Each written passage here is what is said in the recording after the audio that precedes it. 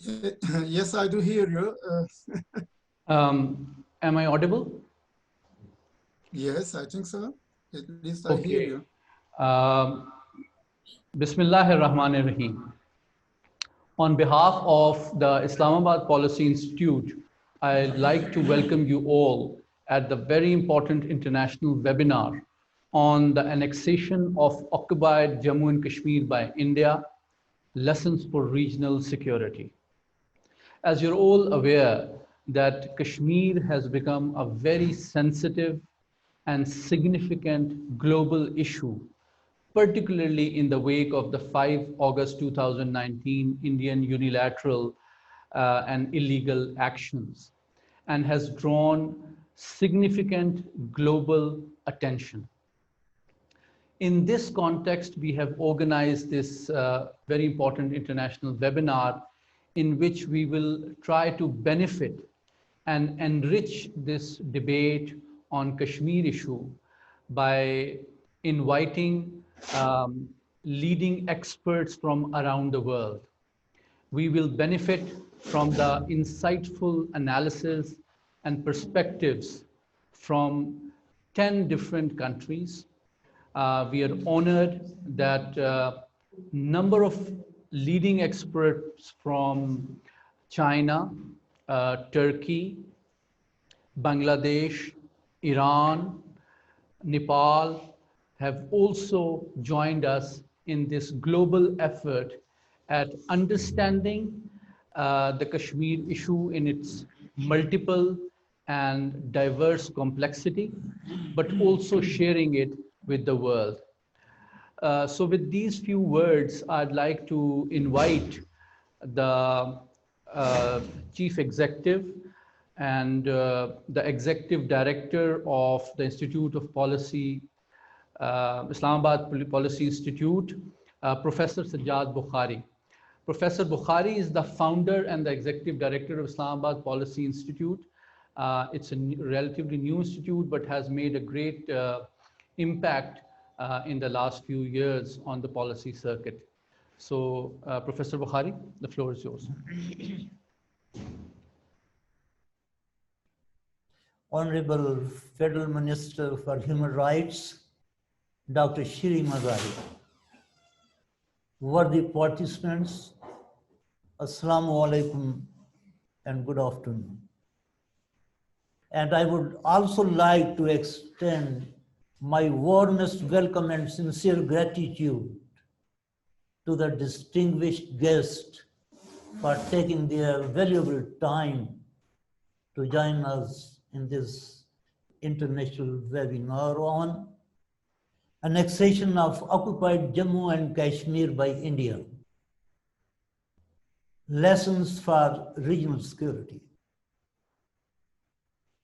I would particularly like to note the participations of scholars from China, Iran, Turkey, Bangladesh, Nepal, occupied Kashmir, in addition to our scholars from Pakistan.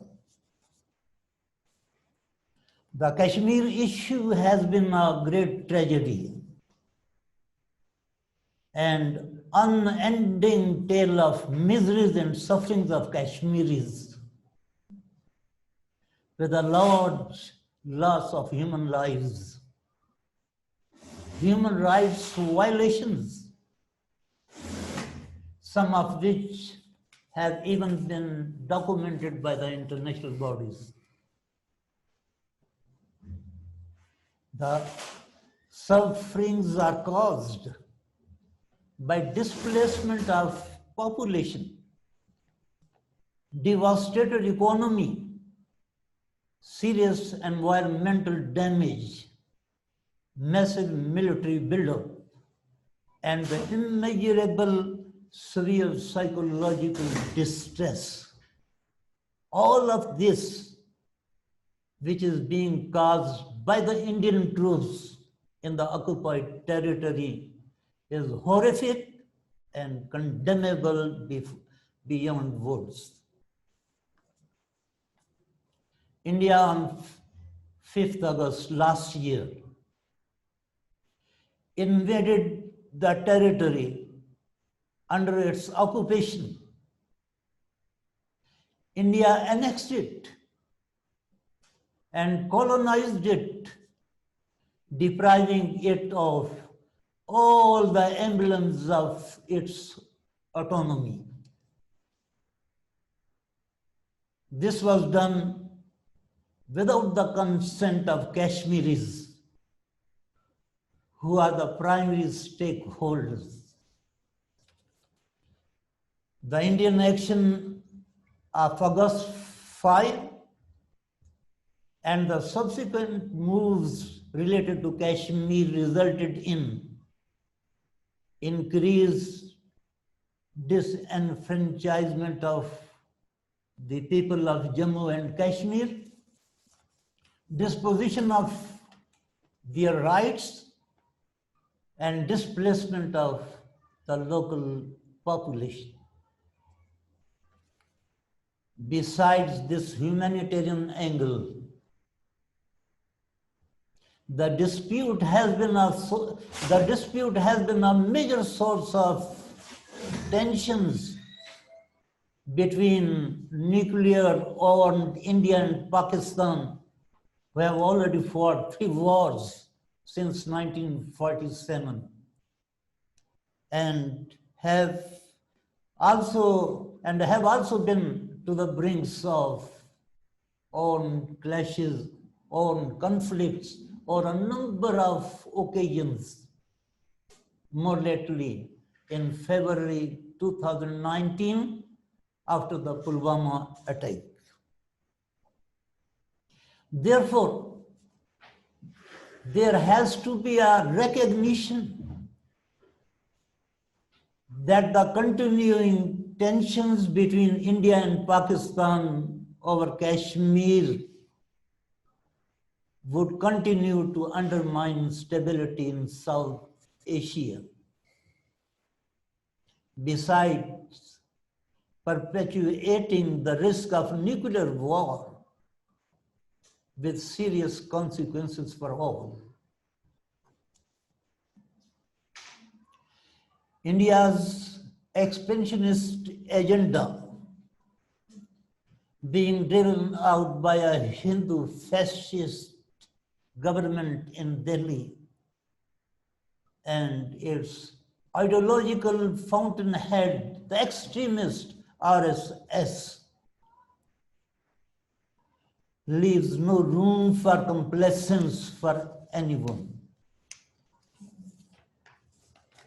India's increased arrogance after this illegal annexation of the territory is because of the fact that most of the governments chose to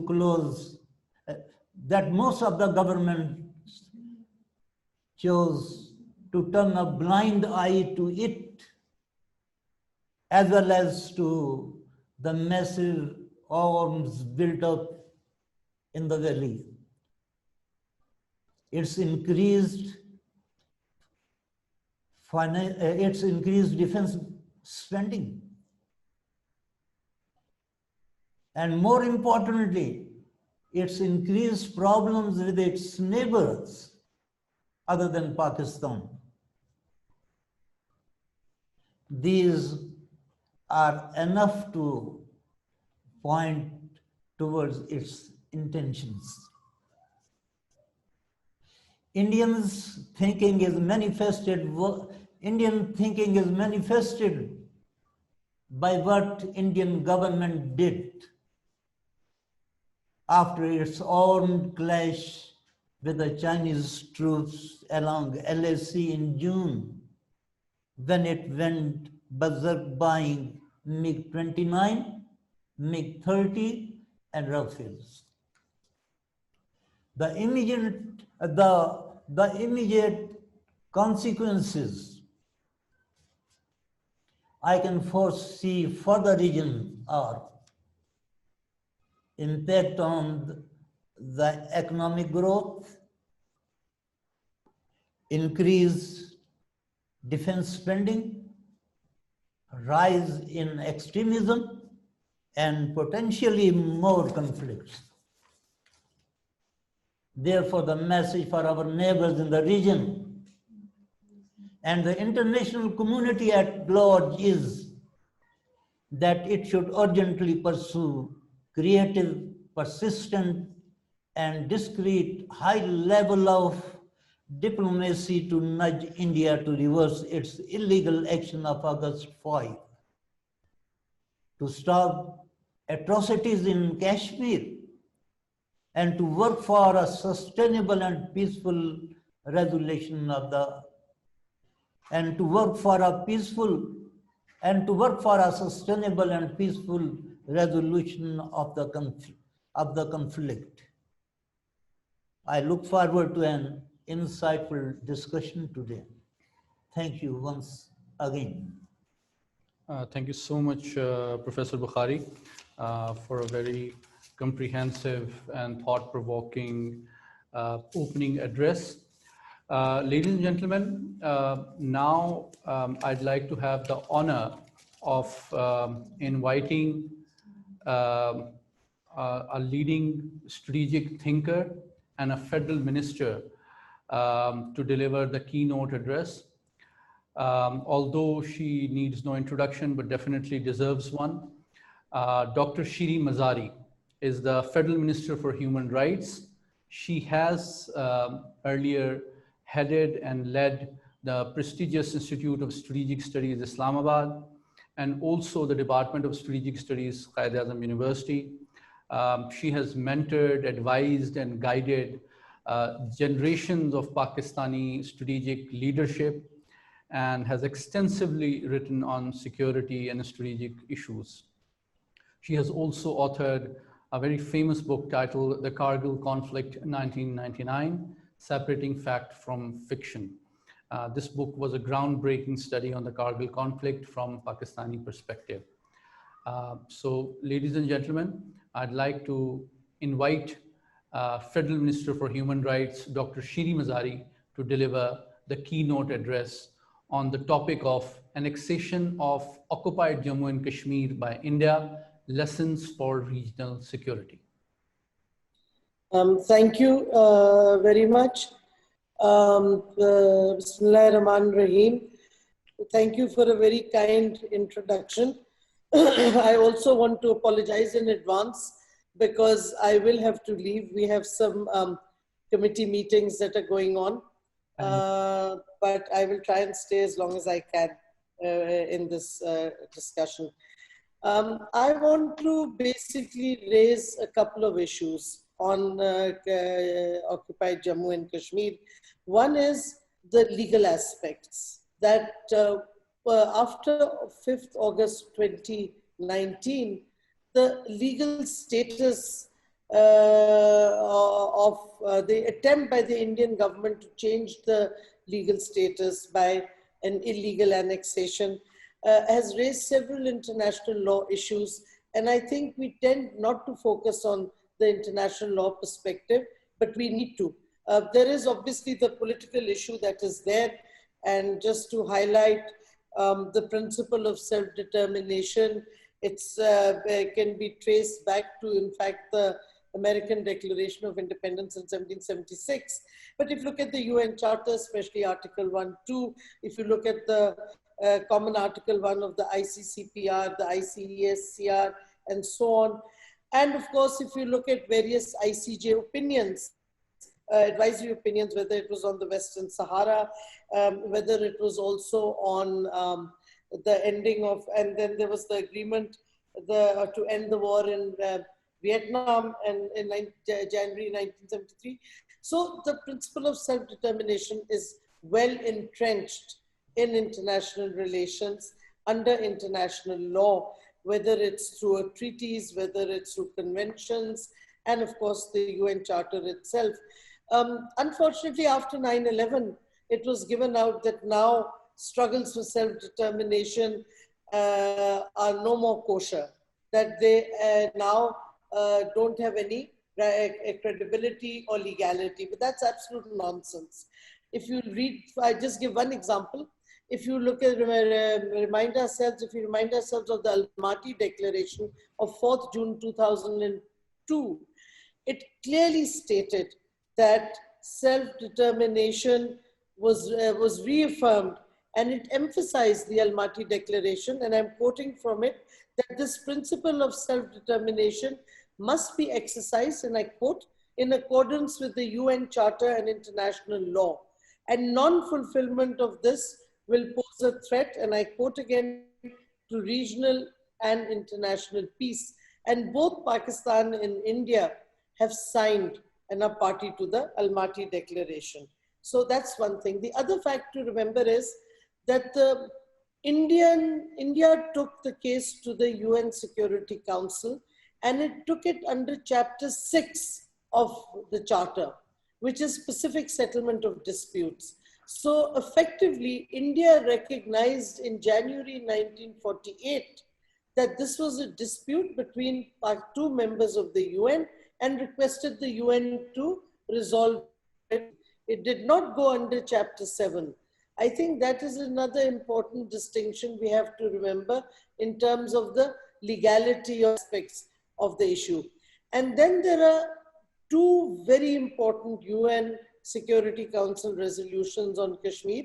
One is in 1951 and one was in 1957. And basically what they said was that if the Indians have created a constituent assembly in occupied Jammu and Kashmir, it in no way substitutes for the right of the people to self-determination through a plebiscite. So all the farcical elections, a constituent assembly, whatever the Indians were doing, were not a substitute for the right of the Kashmiris to self-determination through a plebiscite. Now, having said that, what has changed qualitatively?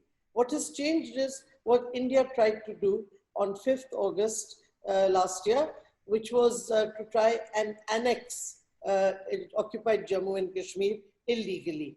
Now we know through international law, there are rules and regulations that govern not only war and all types of war, including asymmetric conflicts, but also occupation. And the duties of occupation powers are spelled out categorically in the 1907 Hague Regulations, Articles 42 to 56, and the 4th Geneva Convention, Articles 27 to 34 and 47 to 78. Then you have, of course, provisions in the Additional Protocol 1, and of course, customary international humanitarian laws. So the illegality of what India did was absolutely clear. And if you look at the CJ's advisory opinion on the wall, it substantiates limitations of what an occupation power can do. And one thing it cannot do is annex the territory that it is occupying. And therefore, if you look at what India has done in occupied Jammu and Kashmir by any international legal norm, then it is nothing short of war crimes. And then to add further to the war crimes, we have seen India trying to now alter the actual demography, yeah, by giving Indian Hindu citizens domicile rights in occupied Jammu and Kashmir. Now, changing the demography in an occupied territory is also a crime under international conventions that I have just mentioned. So the dynamics of the conflict have become more aggravated because now India is directly committing war crimes by these actions that it has undertaken. And therefore, I think we need to widen our discourse on occupied Jammu and Kashmir. We need to involve more legal forums when we are not signatories to the ICC, but Kashmiris can go and appeal. But Pakistan also should be demanding, and so should the Kashmir, international criminal tribunals like the ones created for Rwanda and for Yugoslavia. So these options, which we tend not to focus on because we focus on the political dynamics and political diplomacy primarily. The other issue that I think needs highlighting, but again, when we talk on in international forums on Kashmir and the Kashmir issue, we tend not to focus, and that is on women, crimes against women by Indian occupation forces. After all, the International Criminal Tribunals of Yugoslavia and Rwanda condemned this, and in Kashmir, it is well documented that the occupation forces of the Indian state have been conducting mass rape as a weapon of war. There are a whole lot of cases in the Indian courts as well. But the most famous one is, of course, on 23rd February 1991, which was the mass rape of women in two villages, Kunan and Pushpora. And this is something that, again, has been documented. So it's not something that one is just claiming. There are facts are there on the ground. And unfortunately, we have not appealed to enough women organizations, global women organizations, women NGOs, there's UN Women. So I think that we need to look at the occupied Jammu and Kashmir issue on a wider spectrum, because there are crimes being committed by India at multiple levels. And these are crimes that are recognized by the international community through international conventions and customary international law.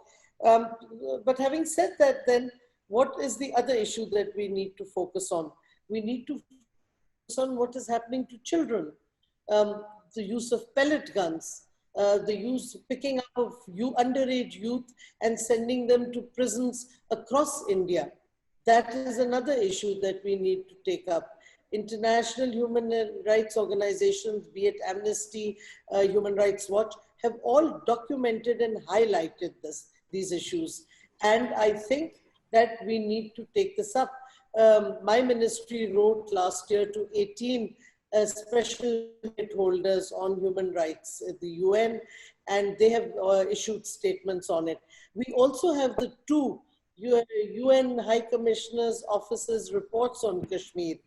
And they both require the UN Human Rights Council to create an investigation commission to look at human rights abuses in occupied Jammu and Kashmir.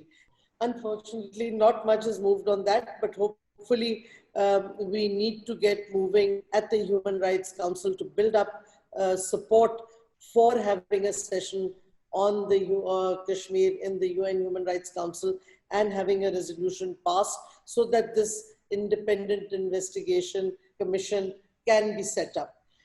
The problem is that where the problem lies for us is, of course, that the states, governments of the powerful countries have failed to move much and to take punitive actions against India.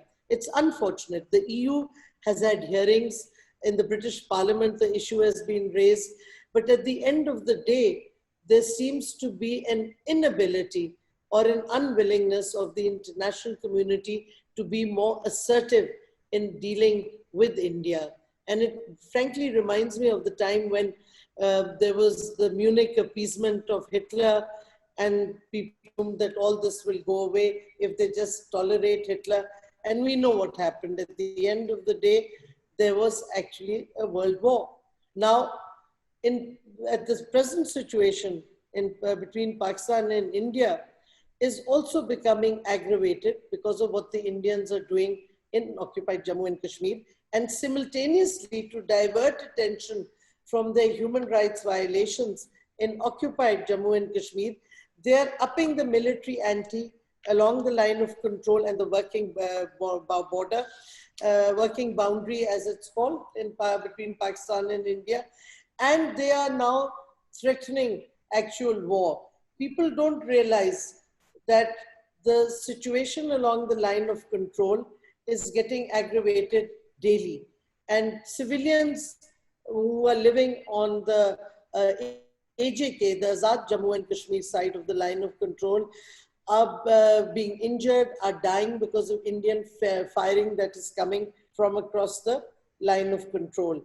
So there is not only the human rights violations and abuse and terrorization, state terrorism effectively that the Indians are committing in occupied Jammu and Kashmir. But there is also tension building up by India specifically against Pakistan, which Pakistan has shown a lot of restraint. When we captured the Indian pilot, we returned the pilot without any conditionalities to show not just goodwill, but also restraint. But at the end of the day, how far can the Pakistani state stay refrained? And I want to point out a few things that I ignored. The military ante has already been upped by India in stages. If you look at what at the non-kinetic level, what the Indians have done, they're trying desperately to get Pakistan blacklisted on the FATF, so that Pakistan suffers economically. They're trying to link this whole narrative of terrorism with the Pakistani state while conducting state terrorism. But for once, the Prime Minister of Pakistan's narrative exposing India's Hindutva supremacist ideology and linking it to the Nazi ideology, I think has totally destroyed the Indian narrative that they were trying to use against Pakistan.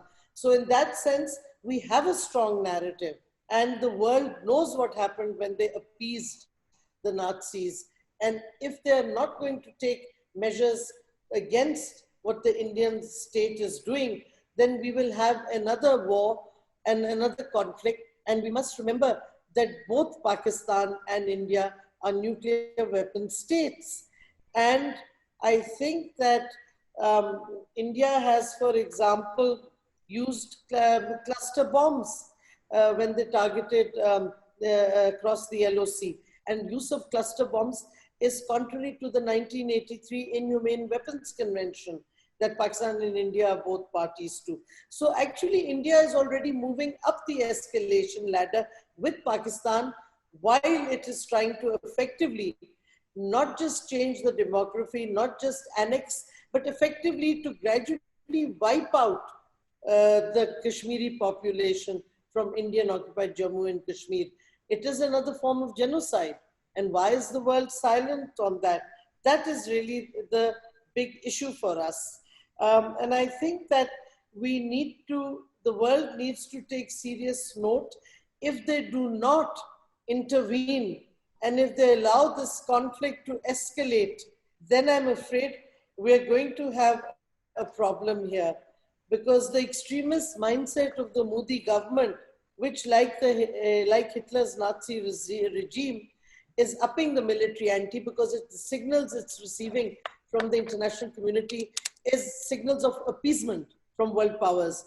And appeasement is what Hitler started doing. Europe accepted the Anschluss of Austria and Germany.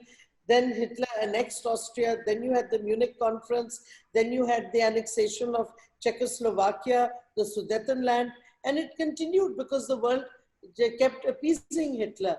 The world is doing the same with Narendra Modi and his Hindutva supremacist government. And that means basically that the threat of war in our region is coming closer. And when the threat of war comes in our region, it will not remain limited, because we know there are unintended consequences. Once a conflict starts, it is very difficult to stop it. And you can't, and also red lines tend to get blurred as well. So the world knows what is happening. So my question then is, what more can Pakistan do? I think we need to also float proposals for conflict resolution, because we have blueprints for conflict resolution. I'm going to discuss one just now. We need to tell the world we're serious about resolving the conflict. We want India's aggression to be halted. We want India's human rights abuses to be stopped. And we think that the world needs to place sanctions through the UN Security Council on this present Indian government. Sanctions are the first step that needs to be taken to show that the world is concerned about the war crimes being committed by the Modi government in occupied Jammu and Kashmir. But beyond that, we think there is scope for conflict resolution. And one of the models that I think is extremely viable is, of course, the Good Friday Agreement, because it brings in all the stakeholders and you have parallel dialogues going on between India and Pakistan. It would be in this case, and all the Kashmiri groups, recognized groups on the other side. And then eventually an overall framework which may include smaller agreements. I don't want to go into details, but it is a proposal that I have worked on and it is viable, but you need the international community to take note of it. And finally, I also think that we need to push more for what I call the culture of resistance. There is a culture of resistance and we have not pushed it enough. With in the Palestinian cause caught the imagination of civil societies all over the world because their culture of resistance was there and people knew about it, whether it was the Palestinian dress, the scarf, or whether it was their music or their poetry. That makes a big difference. And I think we have been amiss in not pushing forward the Kashmiri's culture of resistance, which is there. We had digital films for human rights, which our ministry is showing it. And the first film we showed was from India called Faryad. And it had tremendous viewership because it showed an ordinary Kashmiri's pain and what he is going through because his parents have been killed by Indian forces who barged into their home and just shot dead the parents. And the lack of options except to fight against this Indian oppression. So I think that unfortunately, for years, we have not been able to project Kashmir as strongly as we should do. But our Prime Minister now has taken a very forthright position, and we hope that our allies, our friends, whether it's China, Turkey, which has been outstanding, I must say, in pushing forward the cause of the Kashmiris and supporting Pakistan in its position against Indian occupation and the war crimes that are being going on. We hope that the OIC will be more active. But most important, the UN Security Council has an obligation to fulfill the resolutions that are there before it. And I think that the time has come for the world to take note, because the dangerous game that India is playing, not just in occupied Jammu and Kashmir, where it's trying to wipe out the existence of the Kashmiri people, but also its move towards creating a warlike situation with Pakistan. That is something that needs to be seriously addressed. And I think that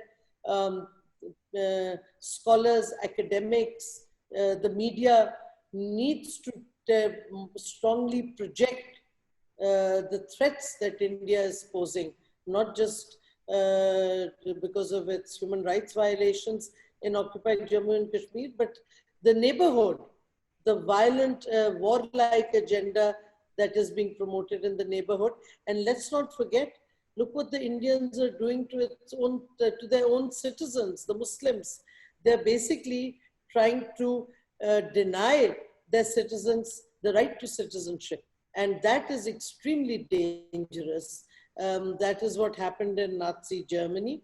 And that is what India is doing to its Muslim populations. So we have to look at the whole occupied Jammu and Kashmir issue in a wider context at multiple levels, because the sins of oppression, the sins of abuse, and the violations of all international law by India are happening at multiple levels. And we need to raise voices at every level, and especially on, again, and I repeat, what is happening to women, children, and youth, because, and remember, the lockdown is still continuing, the siege has not ended. The medical supplies are not going through. I had written to UN OCHA last year to establish a humanitarian corridor, as they've done in other war zones like Syria and other places. But UN OCHA did not take up that issue, unfortunately.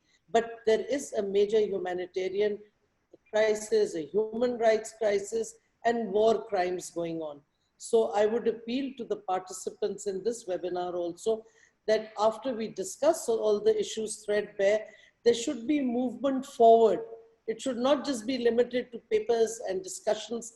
We need action, and action comes when the international community gets together and speaks as one voice against what is happening to the Kashmiris under Indian occupation and attempts at changing the demography and the illegal annexation attempts as well. So with that, those are my thoughts, some opening thoughts that I thought I would leave you with. And I hope you have a very fruitful discussion. And I will hope to see at the end, whatever consensus document that comes out of this webinar. Thank you again. Thank you so much, Excellency. I think perhaps Pakistan cannot have a more knowledgeable, insightful, and articulate advocate of the Kashmiris on the human rights aspect. I think the present administration is lucky to have a top scholar like yourself on the cabinet to give substantive and insightful suggestions and timely recommendations. But also, since this international webinar is being heard around the world and leading experts from around the world are part of it, so I'm sure your commitment to the Kashmir cause, your clarity and your compassion towards the Kashmiris is very evident in your ideas, suggestions, and deep and insightful analysis. I think you have raised the hopes of the Kashmiris, assured the Pakistanis, and also warned the international community of the consequences of not timely intervening and also addressing this critical issue, which has become a global issue for the international peace and security. Thank you so much. So, ladies and gentlemen, this was the keynote address from Federal Minister for Human Rights, Dr. Shiri Mazari. Now, this will be followed by another very senior speaker, Ambassador Ali Sarwar Naqvi. Ambassador Ali Sarwar Naqvi, ladies and gentlemen, is the pioneer, the founder, and the executive director of Center for International Strategic Studies, Islamabad. He has led a very long, distinguished, and illustrious career in the Foreign Service of Pakistan. For 36 years, he has also advised Pakistan's Atomic Energy Commission and has had a very leading role in Pakistan's strategic and nuclear diplomacy.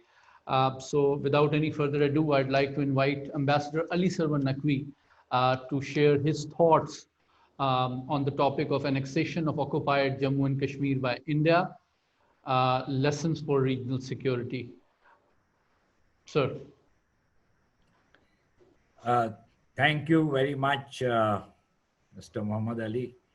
It's a pleasure to join you this afternoon and to participate in this IPI, Islamabad Policy Institute webinar on an extremely important subject. Webinars are now the vogue, and rightly so, because one is in one's home and safe from any kind of influence or contagion that might affect people. So I'm so happy that this is taking place, and I have been given the opportunity to speak. The Indian, and let me now take up the subject at hand. The Indian annexation of occupied Jammu and Kashmir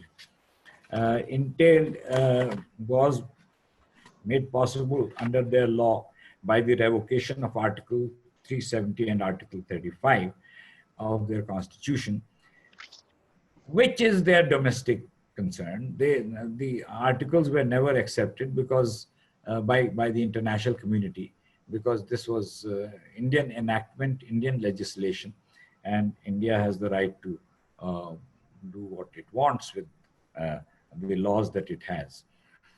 However, there were two immediate effects of this.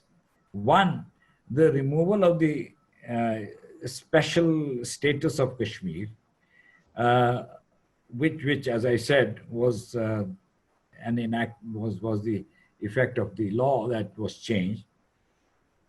But the second effect was the incorporation of the former state of Jammu and Kashmir into the Indian Union as territories of Jammu, Kashmir, and Ladakh.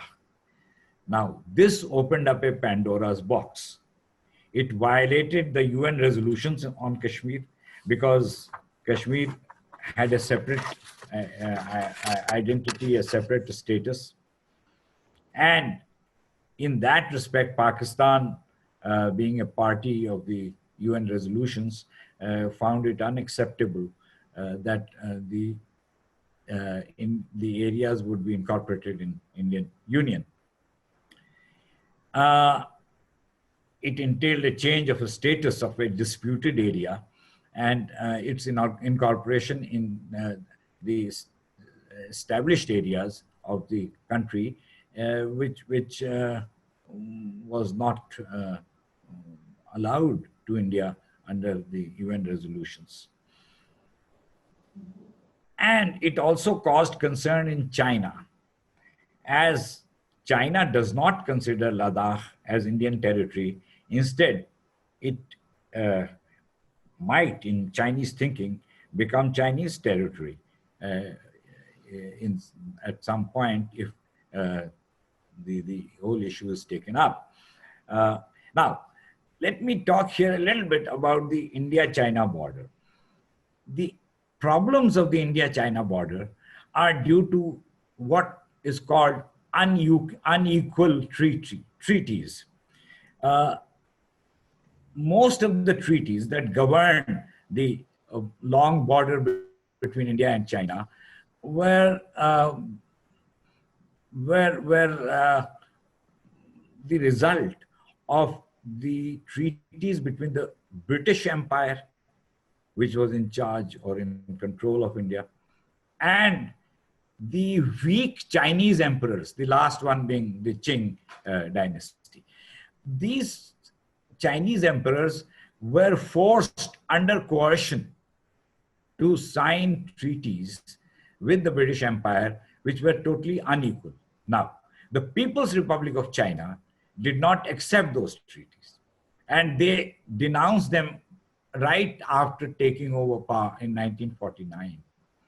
So, the situation being as I described it, the problems on the border began from the very beginning and have continued to this day and may continue for foreseeable future if they are not resolved. Therefore, there is this arrangement of the line of actual control, LAC, instead of an international border. Now, the Indian action of annexation of Jammu and Kashmir resulted in serious issues of regional security, which is already under strain for a variety of reasons. First, there are differing perceptions of the border between India and China. There is annoyance in Bangladesh, Bangladesh due to the Citizenship Amendment Act, CAA, and its implications for Bengali migrant workers in India. Third, there are strained Indian relations with Nepal. And then there is the abiding Kashmir issue with Pakistan. So the annexation of the state of Jammu and Kashmir, by the way, akin to the likely annexation of the West Bank by Israel, can cause an already frayed security framework to further fracture.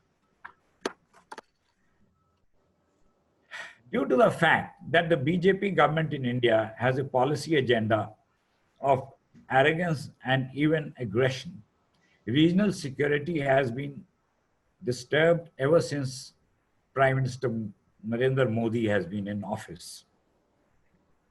There is tension between Pakistan and India, China and India, Bangladesh and Nepal, all because of Mr. Modi's policies. There is thus no immediate hope for regional security. Further west, Afghanistan is still unsettled. Any further aggravation will lead to serious escalation, which may spiral out of control.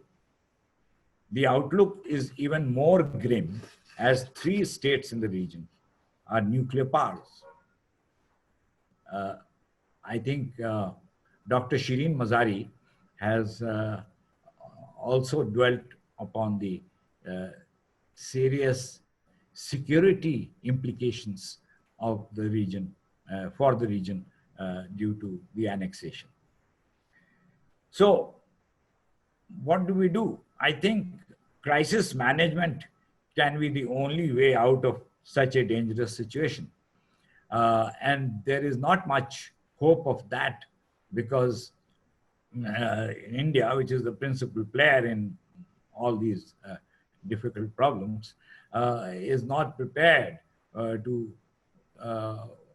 accommodate any crisis management in terms of finding solutions to these tensions.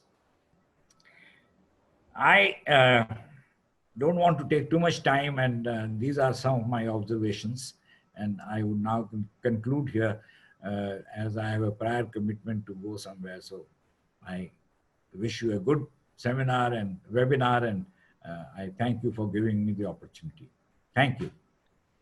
Thank you so much, Ambassador Naqvi, for sparing time and joining us despite your pressing commitments. Thank you so much for sharing your insightful views. I think some of the points you brought up are very interesting, and perhaps our scholar from China would like to also comment on those. So ladies and gentlemen, this was Ambassador Ali Asghar Naqvi. Now I'd like to invite Mr. Gohar Gilani, who is a Srinagar-based journalist. His work has been published in Indian as well as international news media. His writings have significantly highlighted the human rights violations by the Indian state and military control over the region. He is author of Kashmir, Rage and Reason. So this will allow our international audience to give a direct and candid and informed perspective from the illegally occupied Indian state of Jammu and Kashmir. So Mr. Gilani, you have 5 minutes. I hope you can share. Oh, I think he's probably, he will be joining us shortly. So what we can do is we can go to the next speaker, our Chinese friend, Professor Ye Hailin. Okay. Ye Hailin is editorial director of South Asian Studies at National Institute of International Strategy of China Academy of Social Sciences. So I think it's very apt that Ambassador Naqvi also raised some points which I hope can be addressed by our Chinese scholar. So we are very anxiously waiting to hear from Professor Hailin because we believe that China has a very important role to play in global politics and also the transforming world order. And the situation that has happened, particularly after the illegal actions of India last year of 5th August 2019, how China views these actions and the issue of Kashmir and how it affects the regional security is something we hope to hear from you. So Professor Ye Hailin, the floor is yours. Thank you. Thank you, sir. Thanks, sir, for inviting me to to share my views with all the audience in this very important event. just like the ambassador already mentioned, that there's also there are also some problems between China and India on the border, but we don't call this LOC, line of control. Between India and China, we call the LA. Sir,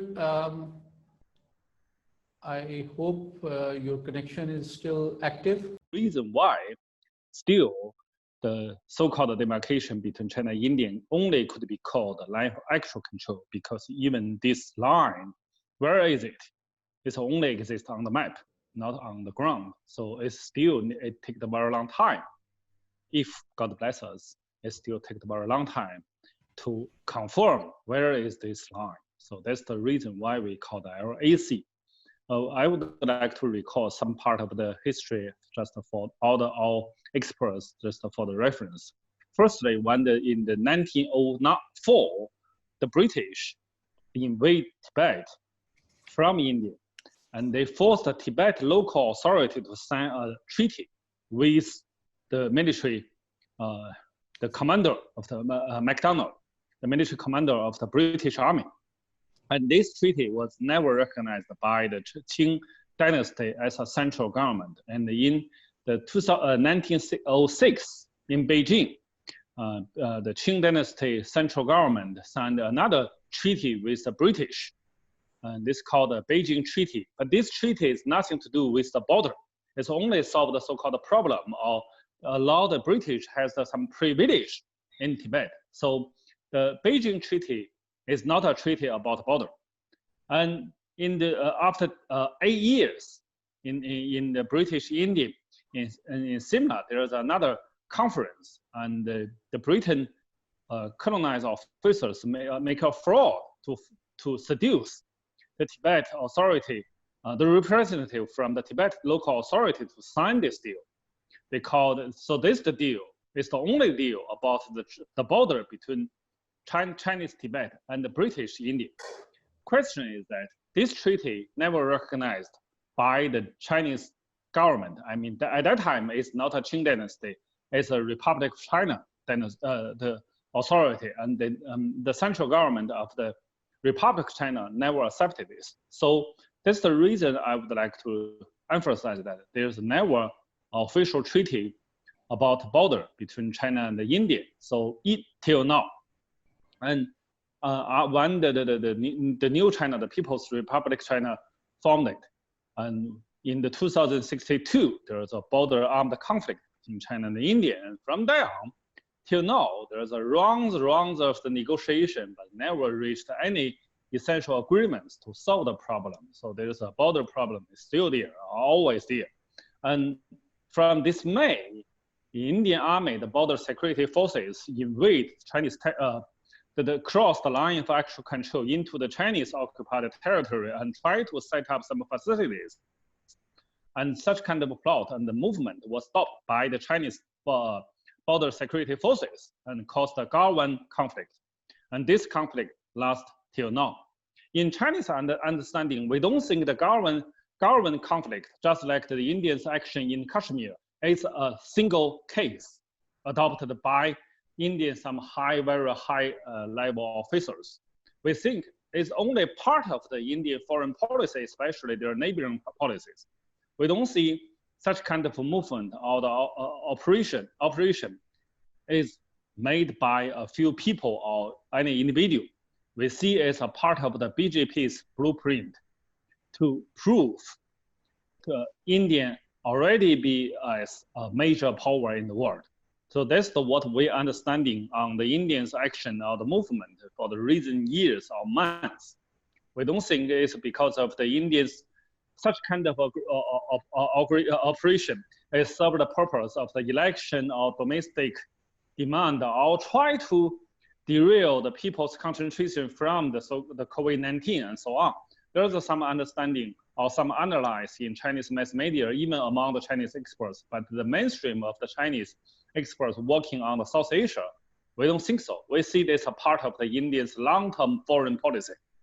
The Indian try to use such kind of action, operation to impose his idea or his thought about the border, about so-called influential areas to all his neighbors, even including China. So this, what we understand, what is our understanding on the Indians' recent movement on the border issue.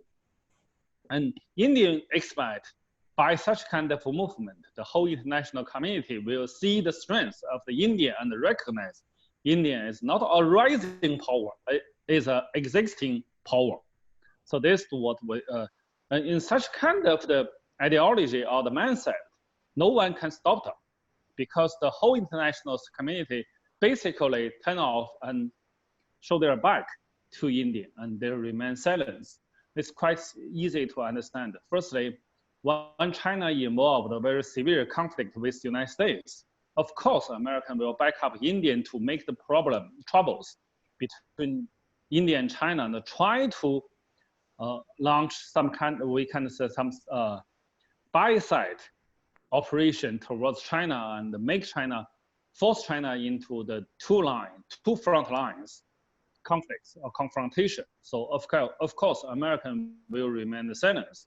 And all the EU nations, I mean the European countries, basically will follow the Americans' foreign policy. And Russia won't give up their arm deal with India, billions of US dollars. Nobody will easily to sacrifice such kind of a big deal. Especially American, they try to seduce India to purchase more weapons from the United States. So meanwhile, on the same time, the Russian will also remain silent. So the international community actually doesn't need. It's nothing to do with what India did in Kashmir, or illegal occupied Kashmir. Nothing to do with what the Indians' very dangerous movement towards Chinese line for actual control. So unless Indians' operation was stopped by a stronger and more determined forces, these forces is already existing in the Indians' neighboring areas. Otherwise, I don't think the international community or the international law or even UN can stop India to do that. Indian, for the last 20 years, they think they are immune from any international law because they are spoiled by the leading supremacy power in this world, to be specific, the United States. So that's the reason why so-called all the international mechanism is not totally reliable.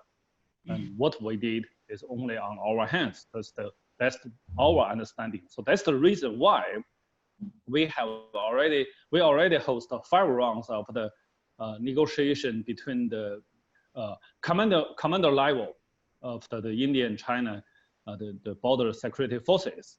But still, we deployed the division level armed forces on the Galwan River and on the line of actual control among China and India, because we don't know whether India is only have a little bit of test our patience, test our determination, or they want to make a copycat of the Doklam action. So we don't know. And use the Kashmir Indians, what Indian did in the illegal occupied Kashmir.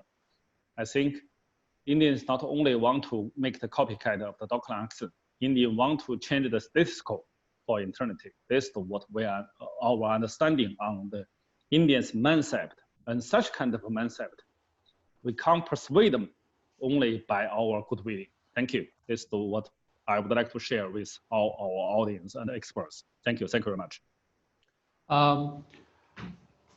Professor Yehailin, thank you so much for providing a very insightful and very candid view. I think the international community, the Kashmiri people and the Pakistani nation and leadership are now much better informed about your perspective. Very useful, very informative. And I think this does raise a lot of new ideas about how the Indians have attempted to reinterpret the political, legal, and geographical reality to suit their interests, which are divorced from historical realities. Thank you so much for your very useful contribution. Now my next speaker is Mr. Gohar Gilani. Is Mr. Gilani available? Okay. Okay, Mr. Gilani, I think will take some time to join us. So we can go to Professor Dr. Hussain Baghchi. He is the president of Foreign Policy Institute in Ankara, Turkey. He is also the professor of international relations at the Middle East Technical University in Ankara. I think the Pakistani nation and the Kashmiris are deeply endowed towards the great support, sympathy, and understanding which the Turkish nation has consistently demonstrated towards the Kashmir issue. And we look forward to their continued understanding in projecting this issue globally. So, Mr. Dr. Baghchi, I look forward to hearing your perspective on the annexation of occupied Jammu and Kashmir by India, lessons for regional security. Thank you very much. First of all, I find it a very important, fruitful discussion webinar, and definitely I learned a lot until now, and I will try to contribute my views. First of all, I met Madame Shirin Mazari in 2005 in Islamabad. We had a very lovely discussion at that time already. She never changed. I can say even she is minister, but she has still this potential, euphoria, and all this. It was a great reunion, if you want, with this webinar. The second one, I am probably one of the few academics in Turkey who has been on both sides of line of control. So I was on the Pakistani side as well as on the Indian side in Jammu Kashmir, and I, of course, follow the discussion as expert on international security, and it is always one part of my lectures and conference. And even in Ankara, we had several meetings every year, if you want, on Jammu Kashmir. Last one was last year. It was a very interesting conference.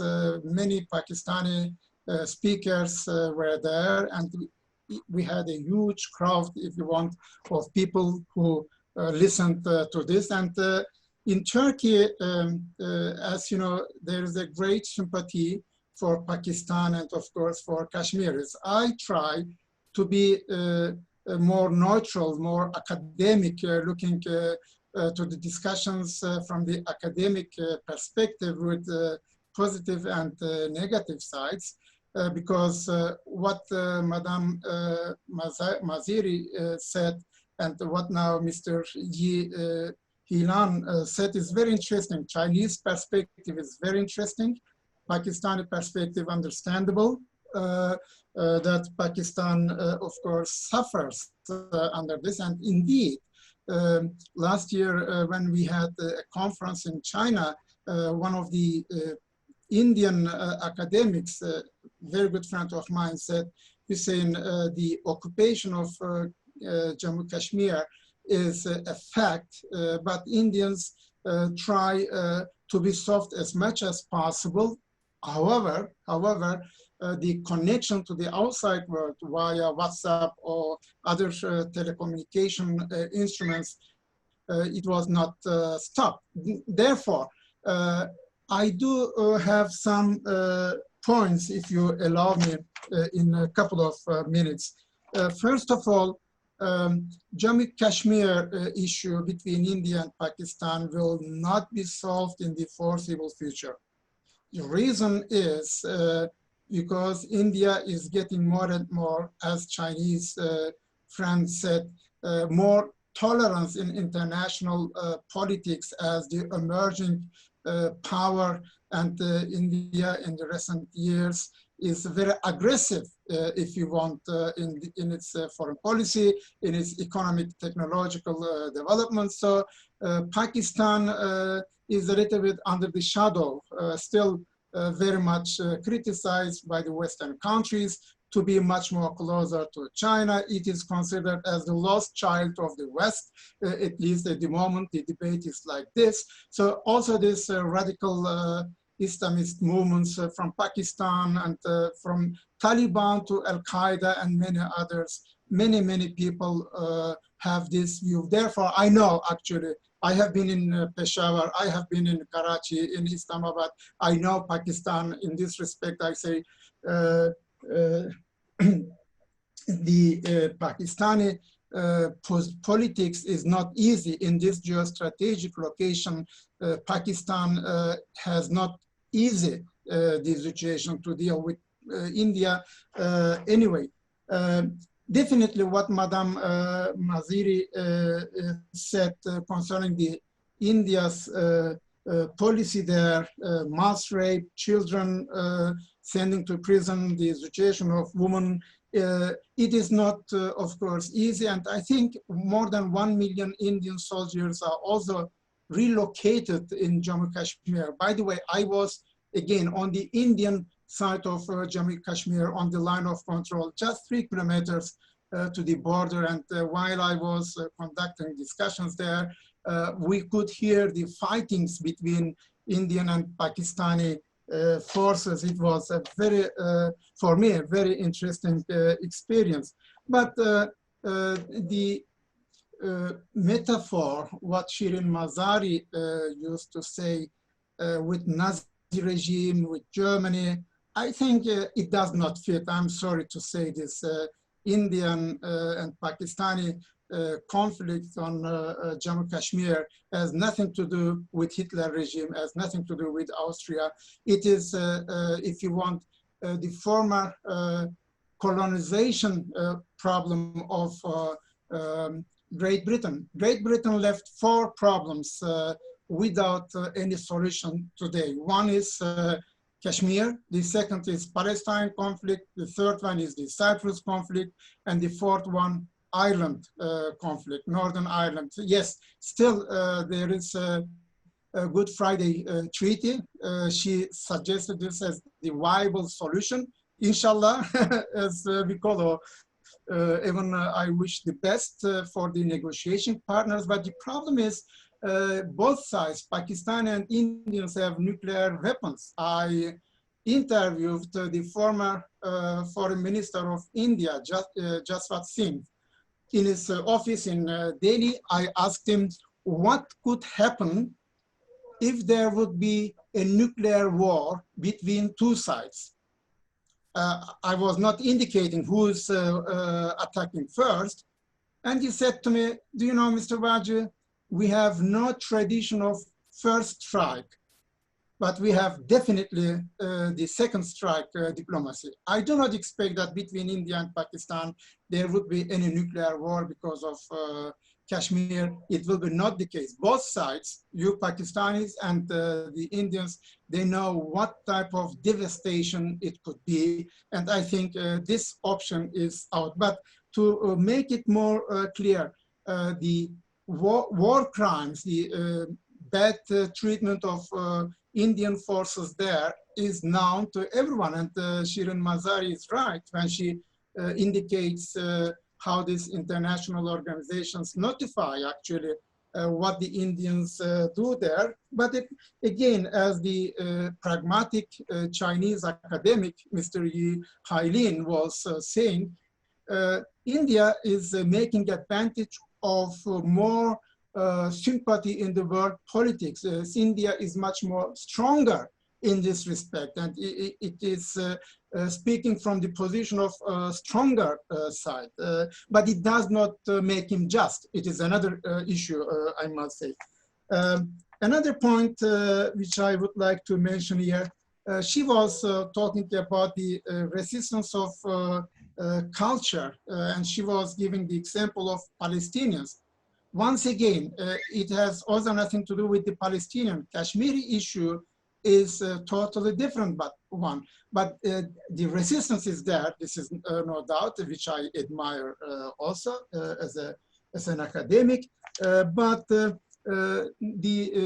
Kashmiri question has to be solved bilaterally. Somehow the conflict resolution models, what she suggested, is interesting. Good Friday, I think it could be much better. I agree with her, more viable. But from this view, how the Pakistani and the Indian governments will deal with this problem, it should certainly not be a military confrontation. And she was right when Pakistan delivered the Indian pilot alive to Indians. It was a much more welcome act ever, I would say, and it created sympathy for definitely for Pakistan, including in my country.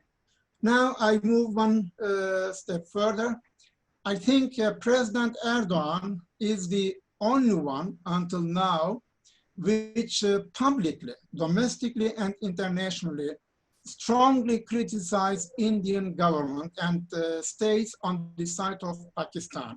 Even in Turkey, it was a very much critical position why Turkey, if you want, even takes India against her with these statements, because whatever is said there, I can summarize as this.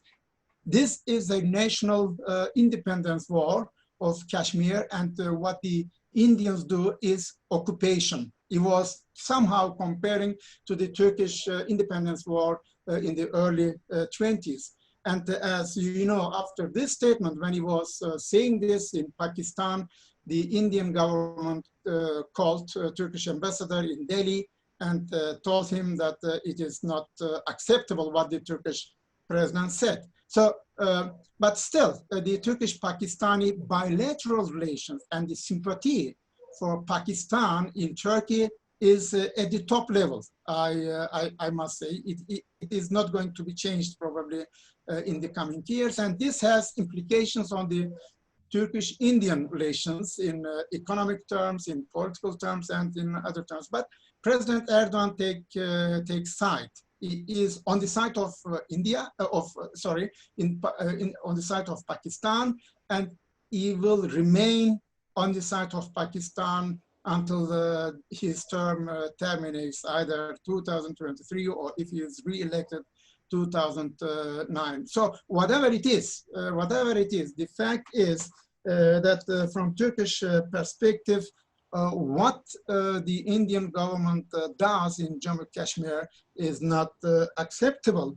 And Shirin Mazari was also mentioning concerning the Muslims in India. I mean, it is another debate, another discussion whether Indian government provides citizenship or provide certain tolerance. It is another debate, certain of course.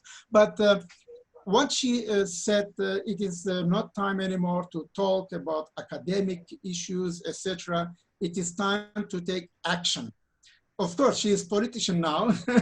she can demand this, but the academics never take actions. We just provide the knowledge, we provide the views.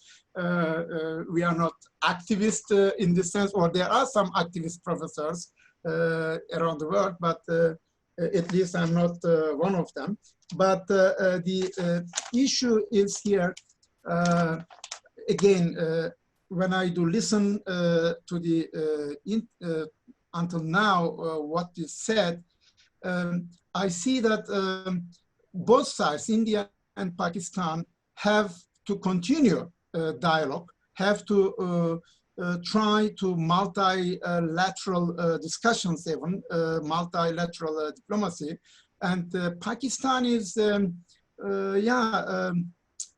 unfortunately, is in a bad shape. Globally speaking, India weighs a little bit much stronger because of their greatness, because of their economic, political, technological developments. But definitely, Islamic world, Turkey anyway, is on the side of Pakistan. Whether it's enough is another debate. China should be on the side of Pakistan, as Mr. Aylin was talking about this Ladakh territorial conflict with India.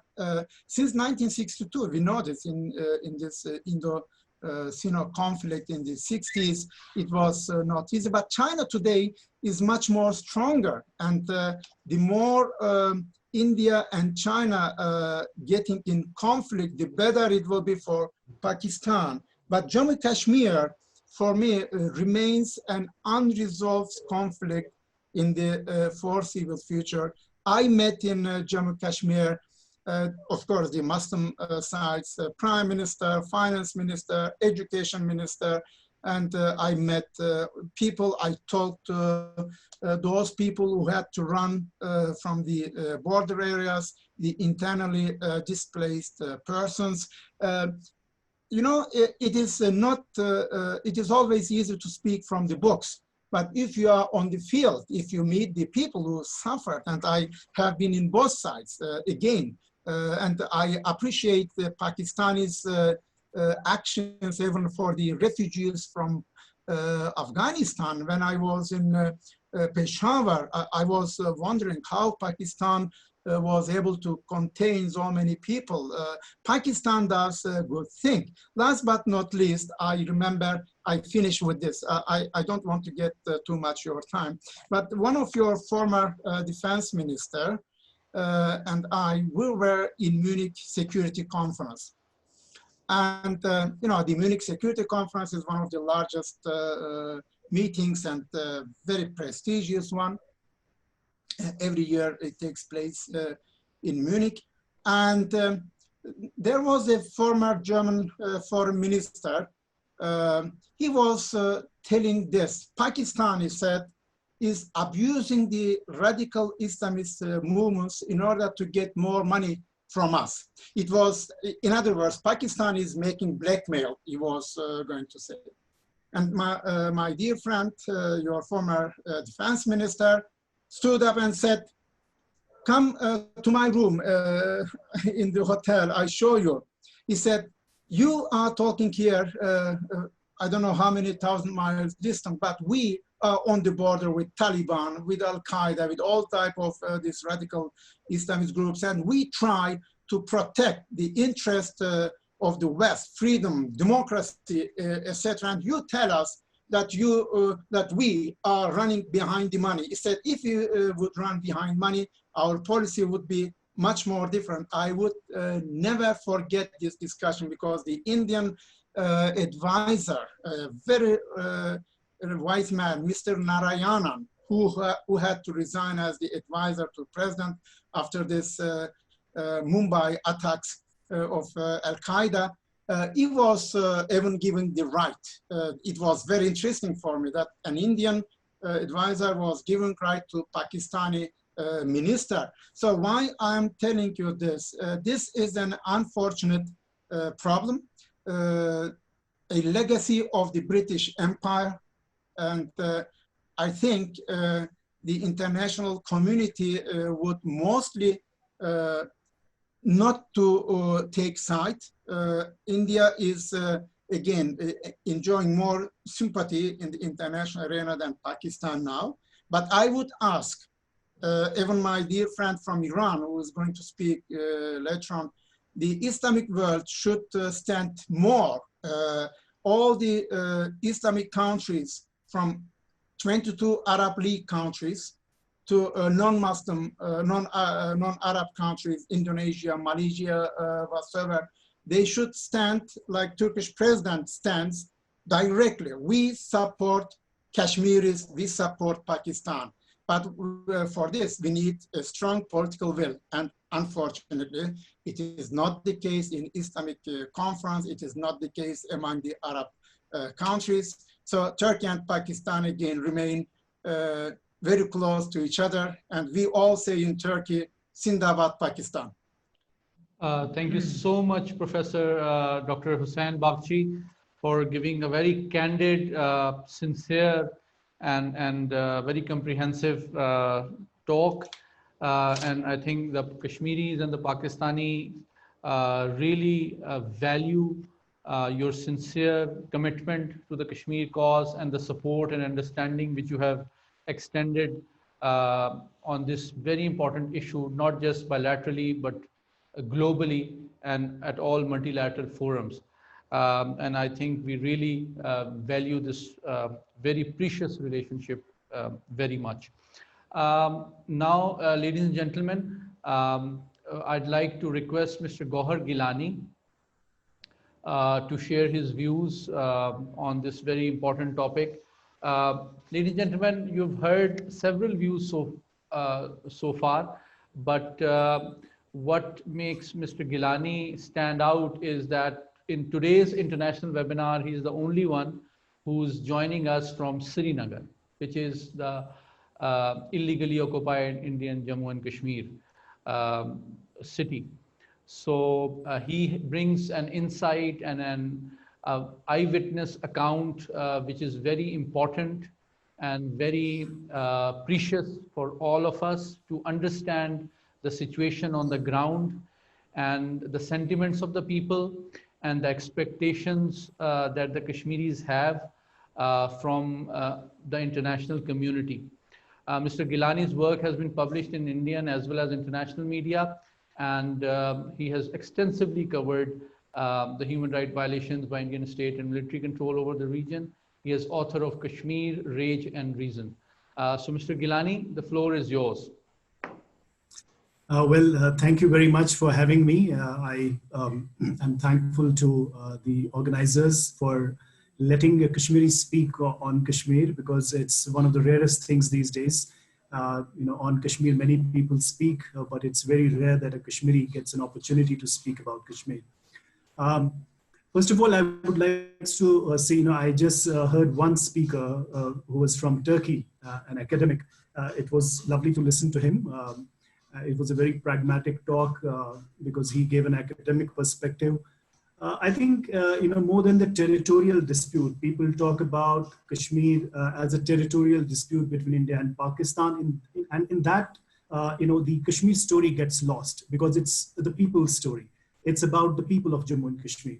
It's about the views and aspirations of the people of Jammu and Kashmir. And while there are hegemonic ambitions of the nation states, but in this entire spectrum, what gets lost is the Kashmir story. Many people in the world are lucky to have freedom of expression and freedom after expression. But it's, again, very rare for a Kashmiri to have both because we have been living in such inhuman conditions, especially since the last 1 year when the government of India unilaterally abrogated Article 370. It was not a small event, although the ruling dispensation in New Delhi, what they did was, it was an ideological decision.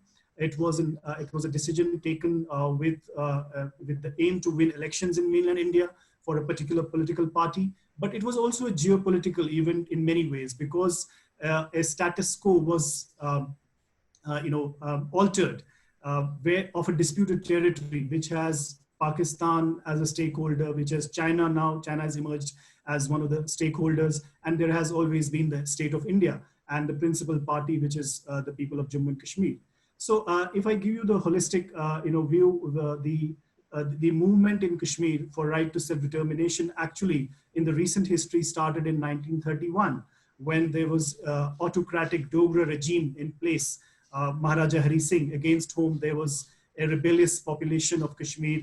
There was first economic awakening, which was followed by the political awakening. And at that time, the tallest leader of Jammu and Kashmir was Sheikh Muhammad Abdullah, who led people of Kashmir to fight against the Dogra regime. And that day, July 13, 1931, is still observed as Martyrs' Day in Kashmir by all political ideologies, which are major players in on Kashmir's political landscape. And then the entire history changed when the partition of India and Pakistan happened. And they were all are aware about what the historic background is. I will not repeat those things.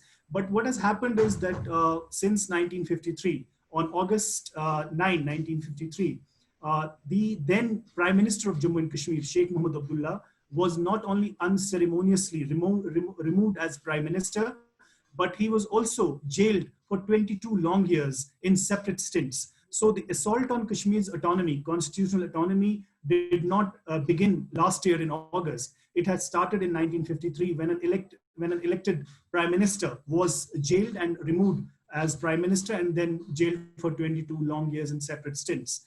And then slowly and steadily, all the constitutional guarantees which were there were taken away slowly. First, to begin with, the post of prime minister was taken away and replaced by the chief minister.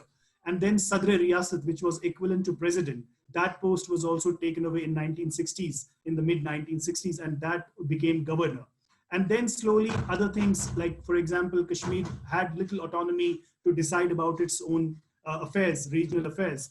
And there was little interference from New Delhi. But slowly and steadily, things started going from bad to worse. And the interference grew. And then there was a series of rigged elections, which is even acknowledged by Indian academicians, Indian intelligentsia, Indian intellectuals who like A.G. Nurani, Ramchandra Guha, Banu Pratap Mehta, and Romila Thapar. You can read their work. And they also acknowledge that how democratic tools were actually used to disempower and dispossess the people of Kashmir. So it happened in the Congress regimes. It's not that only that it happened during the BJP rule. So as it happened in the 1960s, then there was a movement which was led by Sheikh Mahmud Abdullah's confidant and his political party, National Conference, which was earlier as Muslim Conference until 1938, 39, and then it became National Conference. So what happened afterwards was that there was these regimes were planted by New Delhi. They were mostly, the Kashmiri face was given to the regimes which were planted by Delhi, and they were always seen as Delhi's representatives in Kashmir and not Kashmir's representatives in Delhi. So that was one factor. And then the 1980s happened. Farooq Abdullah was chief minister and his government was toppled. And there's this B.K. Nehru was the governor then, who was Indira Gandhi's cousin. And there's a book by him, Nice Guys Finish Second. And there's a biography of Indira Gandhi written by Catherine Frank, in which she says how Indira Gandhi actually pressurized B.K. Nehru to remove Farooq Abdullah as chief minister. And he said it was unconstitutional. So what she did was she removed B.K. Nehru as governor and brought Jagmohan Malhotra as the new governor, who then did the Delhi's bidding. And then another chief minister was installed. So this process of installing chief ministers and removing prime ministers was happening since long time ago. And then the late 80s, when the armed struggle began in Kashmir. So last 30 years have been a period of suffering, constant suffering, taking away of human dignity and violation of human rights, which are very, very well documented by the UN. And UN has now published back-to-back reports on the situation of human rights in Jammu and Kashmir. And in today's digital world, as you are all of you are aware, that it's been more than 1 year that Kashmiris have been denied the right to internet. And that in itself, the Access now says that it has been the world's longest internet shutdown in the whole world. So, the media is muzzled. The local media in Kashmir is muzzled. We did not have editorials and op-eds in all the major newspapers for 7 months. And when they did start writing about, when the editorials and op-eds started coming out, they were on the situation in Congo. They were about the health benefits of cucumber. They were about how to treat diabetes, how to treat thyroid, but nothing was written on political topic of Kashmir. So such is the level of oppression, the gag on the media, the communication gag, that Kashmir was shut for the outside world. And when the learned guest speaker from Turkey said about Turkey's support, so everyone who had traveled to Turkey, even as a student or a businessman for the last 3-4 years, all of them have been summoned to police stations. And now anyone who visits Turkey has to visit police station in Jammu and Kashmir and give details what they did in Turkey and what they did not do, even if they were employees or students or, for whatever reason they had gone. So this process has also started that anybody who visits Turkey is being questioned by Jammu and Kashmir police. So this summoning and questioning does not stop with students. Anyone who studies in Pakistan, for example, or Bangladesh, they meet the same fate. And this has also been happening with journalists. More than 32 journalists have been summoned since last 1 year by cyber police station. And journalists, there are cases against journalists. draconian legislations have been, cases have been initiated against them, and they are being prosecuted just for, reflecting the ground reality in their writings. So the suppression is so much that, we do not only fear about the freedom of expression, but we are also concerned about freedom after expression. So that is something on the regional front, what is happening. But of course, there are external factors to the Kashmir conflict, and Pakistan has always been one of the stakeholders. So what is happening on the ground is that people are also now a little bit upset about the role that is being played by Pakistan. There is not a single political party, whether they be the unionists, pro-India politicians who are described as unionists, or pro-independence or pro-Pakistan groups. There has been absolute abdication of responsibility from all the leadership across the ideological divide. For the last 1 year, there is not a single leader. There is this atmosphere of leaderlessness. People do not know what to do.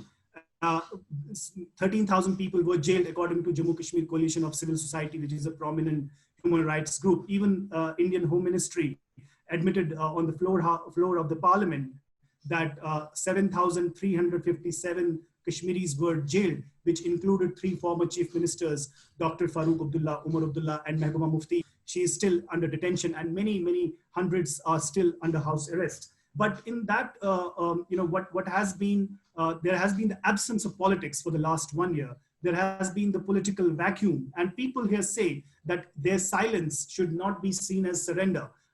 Basically, all democratic dissent has been made impossible with the military footprint, with the communication gags, with media gags. And what has happened is that silence should be seen as protest from Kashmir. That is also the view shared by the pro-India political parties like the National Conference or the PDP. So their leaders are saying that they are feeling humiliated, insulted, because they were the ones who sold the idea of democratic India in Kashmir. And now what happened with them was that they were jailed. Even chief ministers were jailed and not allowed to speak on constitutional matters. What was done to Kashmir, this decision was not only unilateral, it was not only undemocratic, but it was also done without consent either from the people of Jammu and Kashmir or the people's representatives in or outside the electoral fold. So that is another aspect. Third is, what is the worrying factor apart from the leadership crisis and this abdication of responsibility by the local leadership is the role played by Pakistan. People say that Pakistan thinks that by writing columns in some newspapers or playing a role of an NGO, by highlighting the Kashmir problem as if the world is unaware about the Kashmir conflict, which is not the case. There is a lot of literature available, like on the Northern Ireland and the Palestinian issue. There are many books on Kashmir. So it's not that, Pakistani state has now assumed the role of a local NGO or what you call in Urdu, Mazmoon Nigari, writing columns and articles. That will not change any ground reality in Kashmir, because the pace at which the ground facts are being altered on the territory of Kashmir is happening at a galloping pace. The pace is so much that people are now worried about a demographic character of Jammu and Kashmir. They are worried about the domicile. They are worried about their life and dignity. So with these new laws that have been introduced, like the domicile law, which allows any Indian citizen who has studied in Kashmir for 7 years or served in Kashmir for 10 years, which means basically the government armed forces personnel, like the Indian Army or other, such bureaucrats. Even one senior bureaucrat from the Indian state of Bihar got a domicile certificate in Kashmir. So that is the worry that what happened in 1947 in Jammu province, what happened in Poonch, what happened, when the Muslim majority character of Jammu was changed overnight, when 237,000 people, according to London's Spectator and Times London, were butchered and exterminated, and 500,000 Muslims had to migrate. So the Muslim majority character of Jammu and Kashmir was changed, and Jammu was, reduced to Muslim minority. So that is the most worrying part in Kashmir, is that with this domicile, already 400,000 domiciles have been issued until now. So these are the concerns that in some years, Muslims in Kashmir could become minority. So it's about the Muslim aspiration. What happens to the Muslim? People talk about plebiscite, referendum, UN resolutions. What use it would be, even if it were to help? When entire facts on the ground would change. So, just to assume that by playing the role of an NGO or by doing Mazmoon Nigari, column writing, nothing will change in Kashmir.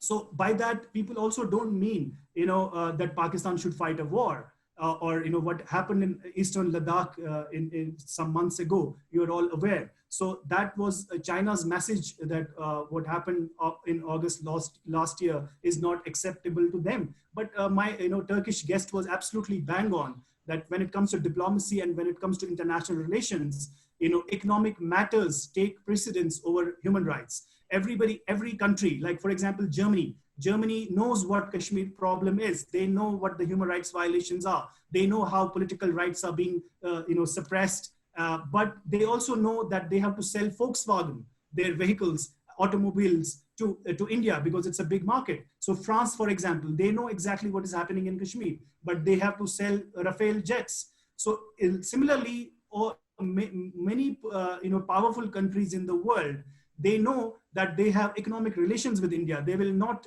annoy India just to, worry about human rights. So I'm not sure that, by making people aware or by making international community aware, things could change. I don't see that possibility that international community's awareness could alter the facts on the ground. Second is like, if you read the book that is written by an American diplomat, it's called, it's America's role in Kashmir, The Limits of Influence. It's a very good book which talks about the America's role in Kashmir, how Kashmir has always been part of the great game, and how from the administration of Truman until Richard Nixon, Nixon's administration, America always sided with Pakistan when it came to Kashmir. But in recent years, like from Clinton to Bush administration or Obama or now Donald Trump, they are now more closer to India than to Pakistan. And similarly, China has always been all-weather friend to Pakistan. But in this, there is not a single political party in Kashmir, whether it be the Hurriyat Conference conglomerate of pro-independence political parties, amalgam of different various political outfits and socio-religious and trade group bodies, but also the pro-India parties. They always invoke the United Nations. They always invoke the international guarantees. They always, place trust in international democratic institutions and democracy. But what is here? The argument is about power. It is, the people of Kashmir have the power in their argument, but the Indian state has the argument of power. So what you do in that situation? So the worry is that unless something big happens geopolitically, Kashmiris are going to suffer. Their sufferings are not going to end. And, there is a question mark on the human dignity. Every day we lose people, and more body bags the Kashmiri families receive. It means more seats in mainland India for one particular political party.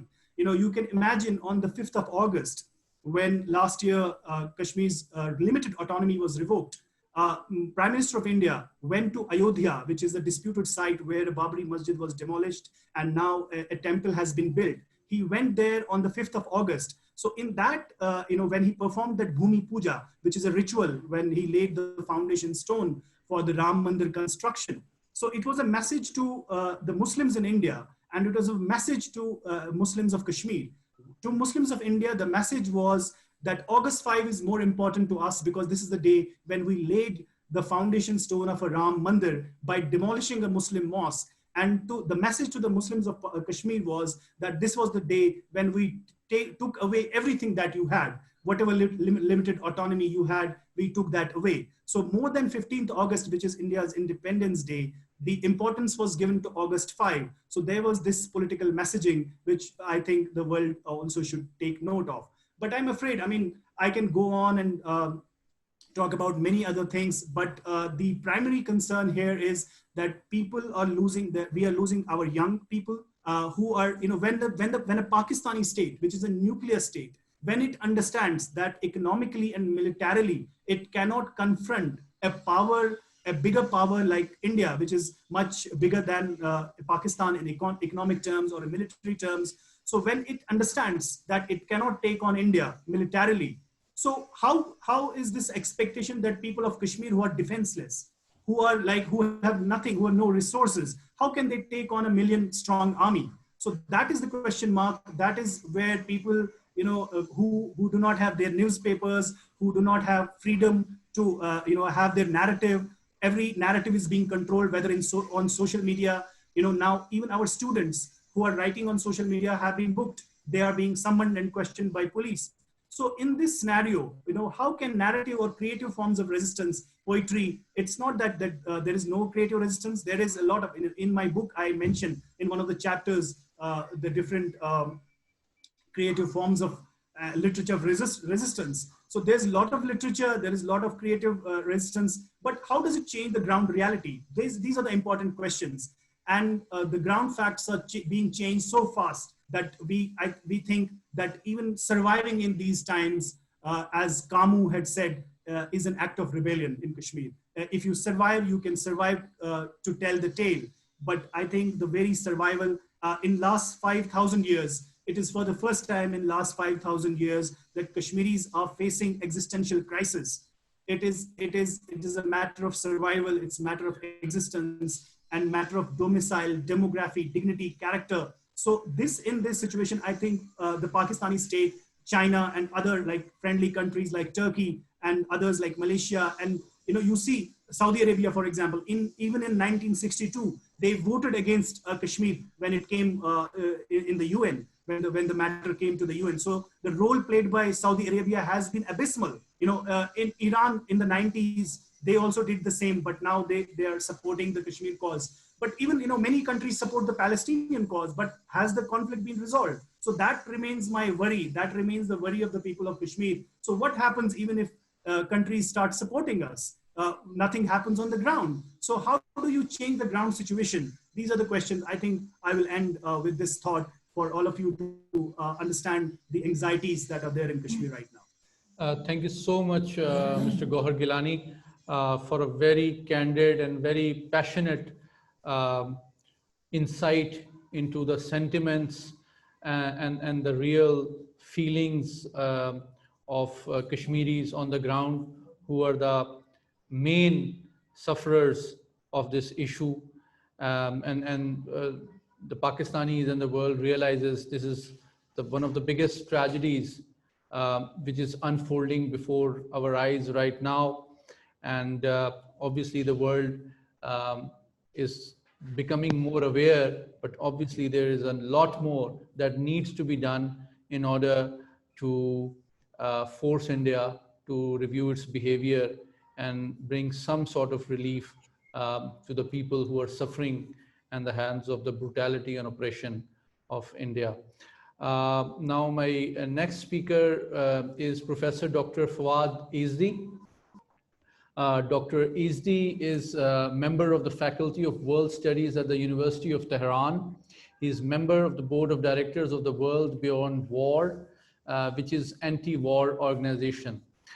Before I invite Professor Izdi, I'd just like to make a small announcement for our international audience that after the next three speakers, Pakistan's Foreign Minister, Shah Mahmood Qureshi, would be making a statement in this international webinar on this topic. So to continue to listen to these very important and insightful contributions.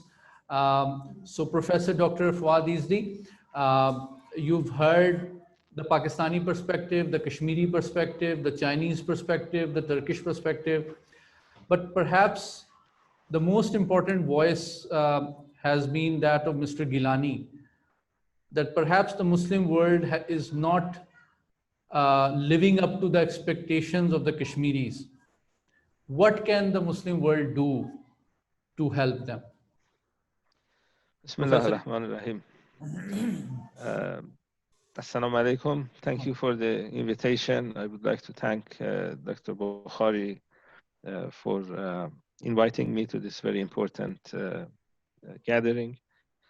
The question is very important, and the fact is true that Muslim world governments have not been as active as they should have been. I think With regard to the Muslim populations, generally there is a high level of support for the cause of Kashmir. But in the Muslim world, we have governments that are having other priorities when it comes to the issue of Kashmir. Sometimes they are a part of a setup that is led by the United States, and their policies toward Kashmir are going to be set by Washington. And as Washington and New Delhi get closer to each other, especially in the last number of years, you see that these Muslim governments stop or reduce the support that they have with regard to Kashmir. We have the Israeli factor as well. In the last number of years, the Israelis have developed extensive linkage with the Indian government. And it seems that Indian troops are utilizing some of the tactics that they're learning from Israelis. And they are also having extensive military cooperation. That is very difficult, as you saw this past week. We have some Arab governments like the United Arab Emirates that are not pretending to support the Palestinian cause anymore, and they're basically revealing their long-time relationship that they have had with the Zionist government. So this is a very sad state of affairs in the Muslim countries, that there are some governments that are engaging in these type of behaviors that are quite harmful. With regard to Iran, as you know, since the victory of Islamic Revolution, the issue of Kashmir has been one of the issues that the government of the Islamic Republic has supported. In the last number of years, as economic sanctions, US-led economic sanctions against Iran has increased, Iran needed economic linkage with any country that was able and willing to work with Iran. And it was important for Iran to have economic linkage and cooperation with India as well. So criticizing India at this time is going to be more costly for Iran, given the fact that India is one of the few countries that is working with Iran economically. So I think when we look at Iran's policy towards India, looking at this fact that criticizing Indian behavior in Kashmir at the same time that you are suffering and the Iranian people are suffering more or less the same way that the Kashmiris are suffering. The Kashmiris are suffering because of the Indian occupation, and Iranians are suffering because of US sanctions.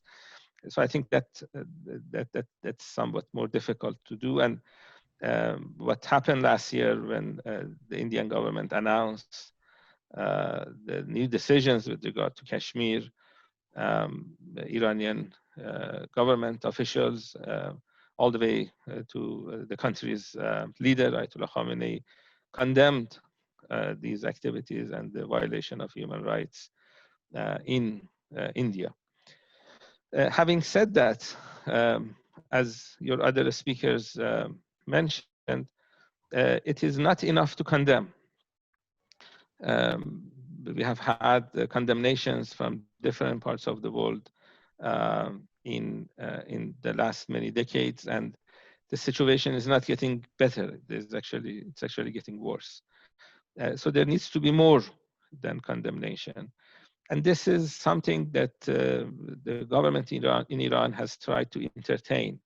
I want to go back to the point that Dr. Shirin Mazari mentioned about the issue of conflict resolution, because we know that the Kashmir issue is not going to be resolved militarily.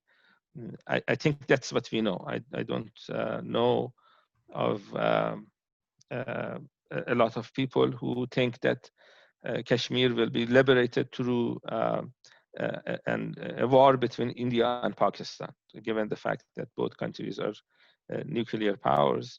It's going to be devastating not for these two countries, but for Kashmiris and others in the neighborhood. So if the idea of no military solution is a correct idea, then there should be methods, mechanisms of coming up with a workable conflict resolution practice. And given the fact that Iran has tried to have good relations with both India and Pakistan because of different reasons. Iran's relations with Pakistan is important. Pakistan is Iran's neighbor. Economic issues, cultural ties, religious ties are quite important.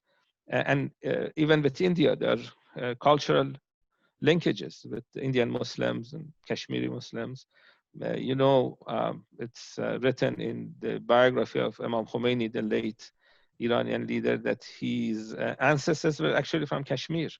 And when he was younger and was writing poetry, he had this nickname of Hindi, going back to his ancestors' roots in that part of the world.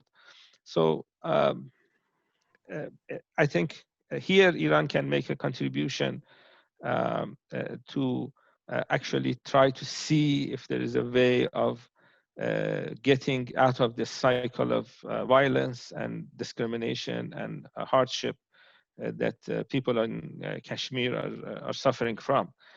And you cannot have a country like United States to be a mediator, because we know what the US does when they assume the role of mediator. We have seen the experience that Palestinians have with regard to US mediating between them and the Israelis. So in fact, there would be few countries that would be able to engage in and play a role in that conflict resolution program or a scheme that needs to happen.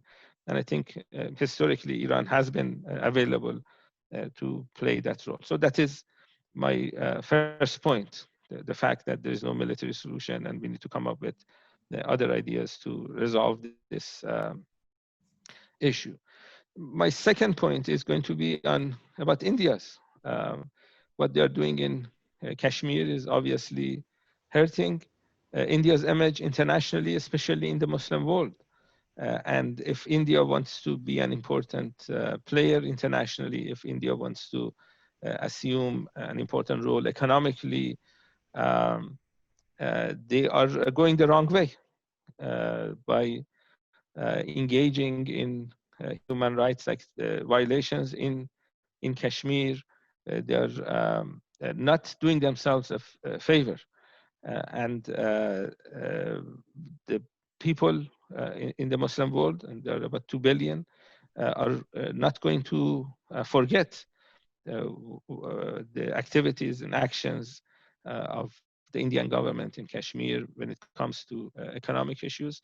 And I think this is something that previous Indian government officials realized to some extent. And the problem with the current government is it seems that they are not paying attention to this fact that what they're doing in Kashmir is not only violating Muslims' rights, but they're also violating some of basic human principles of dignity. And a country that wants to be taken seriously internationally generally needs to avoid those type of practices. This third point that I wanted to make is worry that a lot of people in Iran, and I think all over the world, have with this idea of divide and conquer. Um, Whether you are an Indian or a Pakistani or an Iranian or an Arab or someone from Turkey, there are common values that Eastern cultures, Eastern religions share. And there needs to be some level of cooperation and engagement among these Eastern countries and cultures. And historically, we have seen Western countries utilize techniques to divide people and have people fight each other, have Muslims fight Hindus, and vice versa, have Iranians fight Arabs and vice versa. And that is how historically they have managed to occupy Eastern lands. This is how they have historically managed to plunder resources. And the history of colonialism continues in different forms even today. This was one of the points that Ayatollah Khamenei mentioned when he questioned India's policy in Kashmir, that this was a problem that the British government has started, and the root cause of the situation that we have today can be contributed to the malign behavior of the colonial British power when they left India. So given this fact, my third point, if that is true, and I think India has this capacity to go back to a more humane set of circumstances where they realize that their enemy is not going to be people in Kashmir. And as China increases its power internationally, as India increases its power internationally, we see the United States not liking the fact that these Asian countries are becoming more important economically and politically.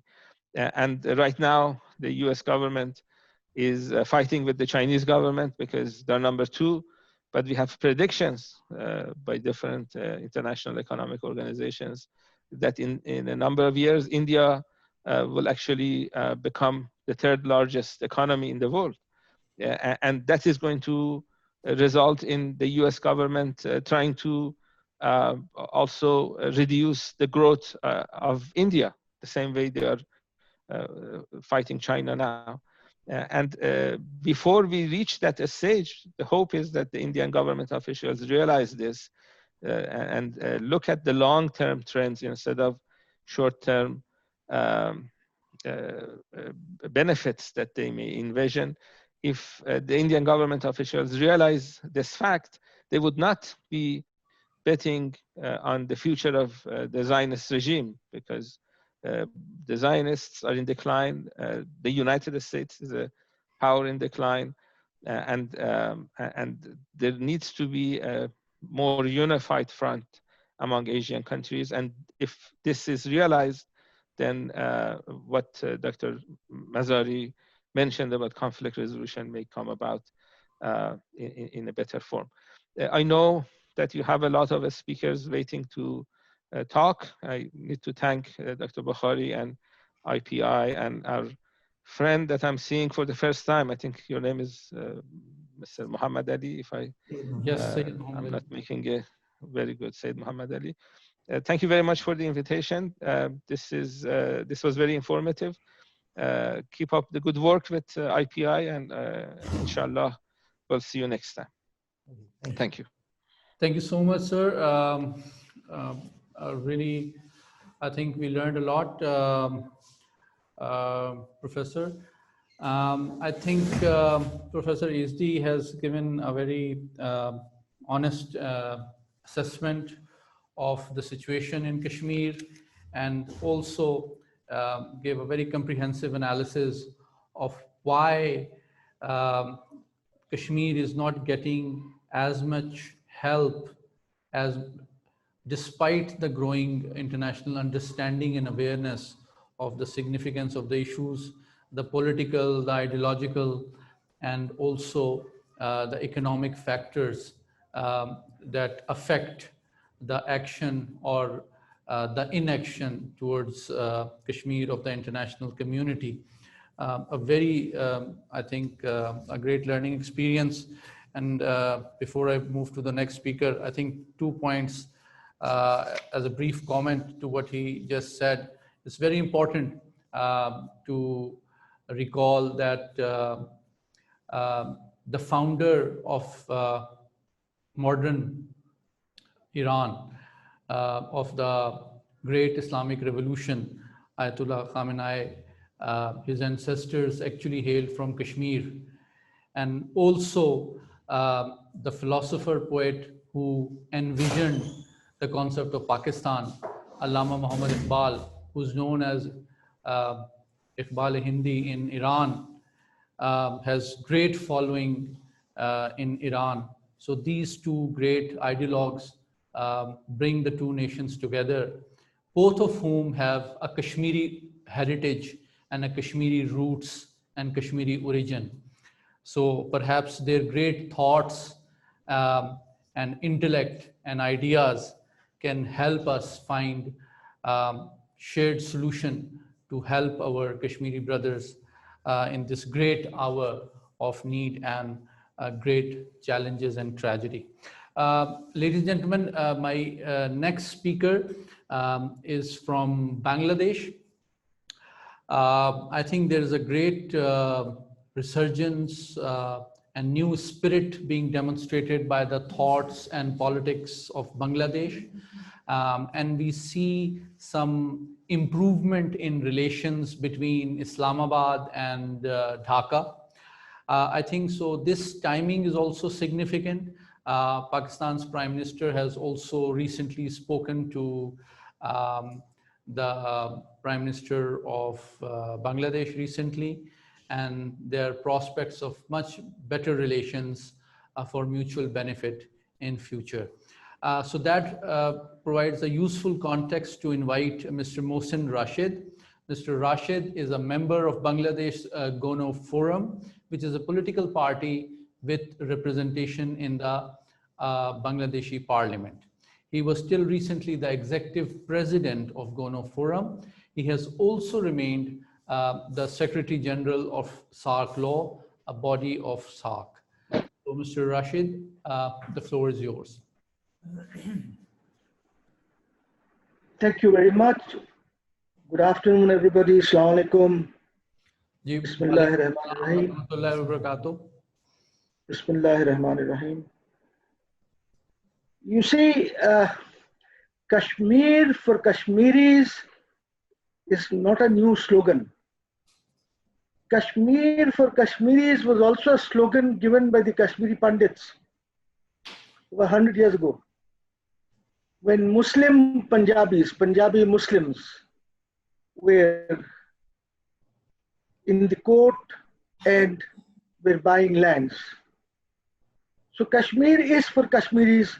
Let us begin from there. And Kashmir is not for other people. And as much we in Bangladesh are concerned, as you are aware, we were a part of Pakistan before we separated. Kashmir was also a problem at that point in time, and it continues to be so. There's a long history to it. There are certain historical facts which relate to, some say that the Britishers wanted Jammu and Kashmir to be with Pakistan, to be a part of Pakistan or whatever. There's a lot of material available on that. Anyway, historically now, Kashmir is a disputed territory. It is recognized by international forums that it is a disputed territory. I was looking at two resolutions of the Security Council, resolution number 39 and resolution number 47. where they had asked that a plebiscite commissioner should be appointed to hold a plebiscite. And that resolution 47 was actually, the draft resolution was brought by China, resolution 47. Now, in as much as Bangladesh is concerned, the government took a stand that it is an internal matter of India, but the people have taken a different stand. The people of Bangladesh are with the Kashmiri people. They look for their liberation. They want the Kashmiris to be liberated, the people of Bangladesh.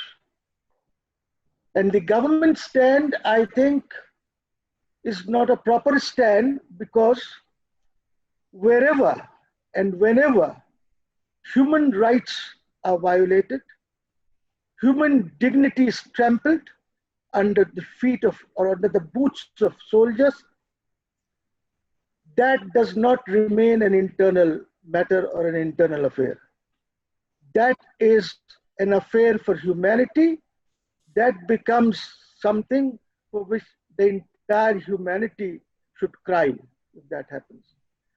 The hearts of people, humanity should bleed. It does not remain an internal affair. We in Bangladesh, in our constitution, we have in Article 25 categorically said that we Bangladeshis uphold the right of every people freely to determine and build its own social, economic, and political system by ways and means of its own free choice. And we support oppressed peoples throughout the world waging a just struggle against imperialism, colonialism, or racialism. So we constitutionally are bound to support the oppressed people. And since August 5, the oppression has gone beyond limits. We know it, the world knows it, every leader knows it. And as Mr. Gilani very rightly said, that this is something that everyone knows about it, but no one is coming forward because perhaps the economic interests of nations have taken precedence over the human dignity or over the violation of human rights.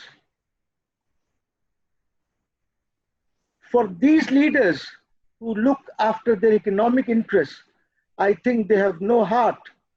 Their hearts don't bleed. They don't believe in oppressions because they, as leaders, oppress people in various countries of the world. The Americans do it, the British do it, the French do it, and now Israel has been added to it. They talk of terrorism. India talks of terrorism. Have they forgotten that terrorism was started by Israel under David Ben-Gurion? Have they forgotten when Hotel David was bombed? It was the Britishers who said that these are terrorists.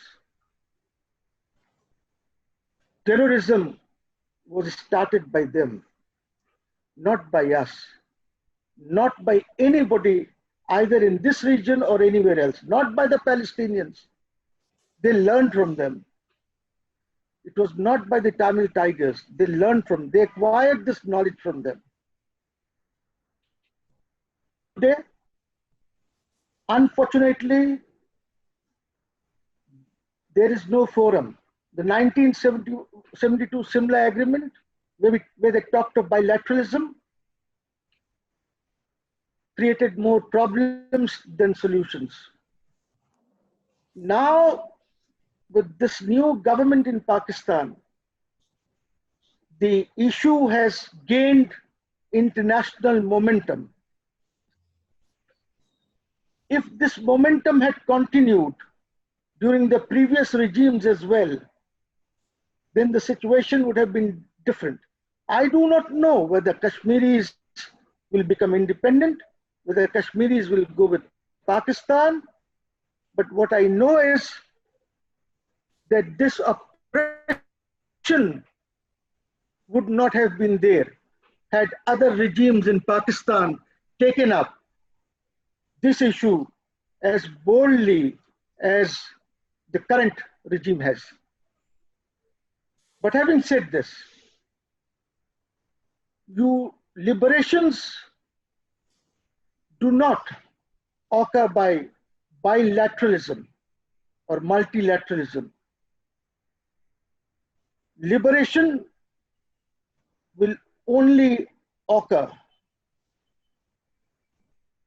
when you split blood. Bangladesh was liberated not by dialogue,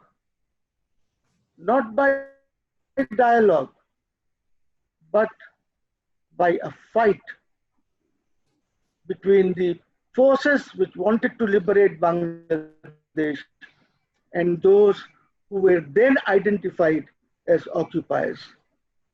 It's not an easy way, but certainly negotiations will never resolve the cause of Kashmir. Only splitting blood and fighting for liberation, you will have support of people who are conscious, people who are humane. Regimes are not humane. People are humane. The Americans are humane. The administration is not. Talk to the French, see what they tell you. Talk to the British people, see what they tell you. But these regimes, they have their own narrow parochial interests. Now, I would dwell on something else because I think the topic about Kashmir, we all know. We support the people of Kashmir. My people here in Bangladesh, they support the Kashmiri cause without any doubt. I would now like to say lessons for regional security. I will not go into too many details, but I will talk a bit of SAARC, the South Asian Association for Regional Cooperation. This association, when it was formed, the preamble, I'll just read two or three of them. The preamble to the charter says, desire to promote peace, stability, amity, and progress in the region. And among other things, peaceful settlement of all disputes. Now, this was a forum where disputes could have been resolved multilaterally. Then it says that the leaders are conscious that objectives of peace, freedom, social justice, and economic prosperity can be achieved by mutual understanding, good neighborly relations, and meaningful cooperation. Now, when you do not have meaningful cooperation, you certainly cannot have good neighborly relations. You cannot. The leaders further said that they were aware of common problems in the South Asian regions. They were aware, interests and aspirations of the people of South Asia. Kashmir is not outside South Asia. They have their own aspirations. This was a forum that was formed. And to carry this forward, the heads of governments and states recognized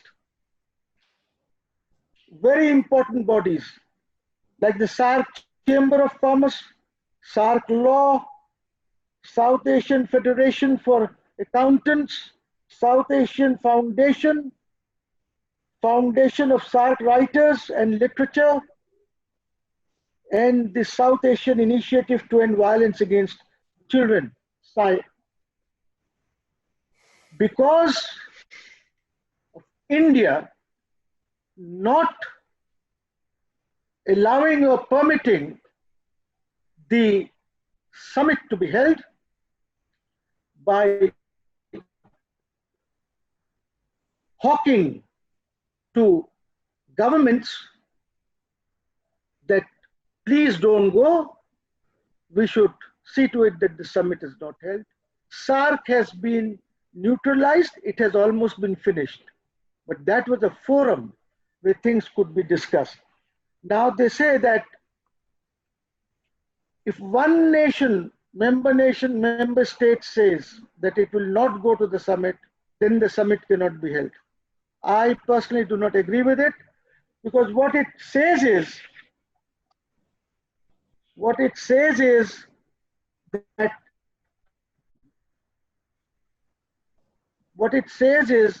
that decisions will be taken unanimously. It is not decisions, it is decisions. It is not decision to join the summit. But once you are in the summit, whoever is in the summit, whatever decisions are required to be taken will be taken unanimously. I do not know how and why this has been interpreted as you need unanimity even to hold the summit. It does not say so. It says the decisions should be taken unanimously. Decisions when you sit in the summit or when you're having a Council of Ministers meeting, these should be unanimously taken. So I, for one, think that this is a forum which should be revived, sans India or anyone else who does not want to join, but the forum should be revived, and this is a very important multilateral regional forum which can do a lot and has done a lot so far. There's so many decisions pending. Now, because this summit has been not held for the last 4 or 5 years, all the apex bodies have been put under suspension till the summit is held. They would again be revived. So it's not my body. It's SAIVAC is so important. They could have done so much for the Kashmiri children who are being oppressed, who are being tortured. Pellet guns are being used against them. They are being blinded. They could have done so much. But because of this, I would say it is now Pakistan's turn to hold this summit, and Pakistan should invite the heads of governments and heads of states to come and join. Let's see who comes and who doesn't come. If India should also be invited. If they come, fair enough. If they don't come, it's up to them. They want SAARC, let them be there. If they don't want, they can leave. They can leave and do whatever they want to do. Now I'll just say a few words about the document which Hari Singh, Maharaja Hari Singh had signed.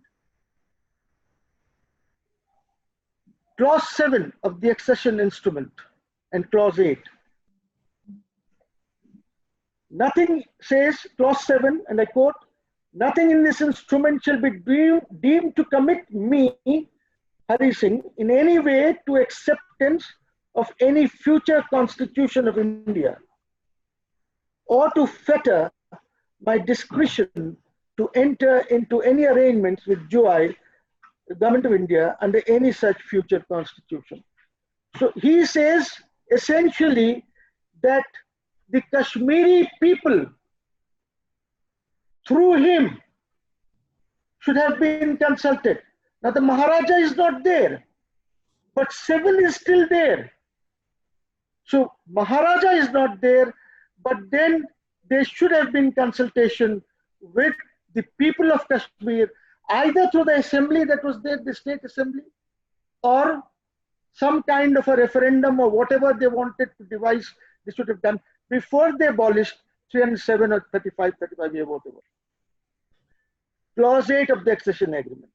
Nothing in this instrument affects the continuance of my sovereignty. Maharaja's sovereignty is again linked to the sovereignty of the people. The people are sovereign. Maharaja is gone. So here this accession instrument would mean the sovereignty of the people. My sovereignty in and over the state, or save as provided by or under this instrument, the exercise of any powers, authority and rights now enjoyed by me as ruler of the state, or the validity of any state at present is true, is in force in the state. And it also binds his heirs, where he signs that it binds his heirs also.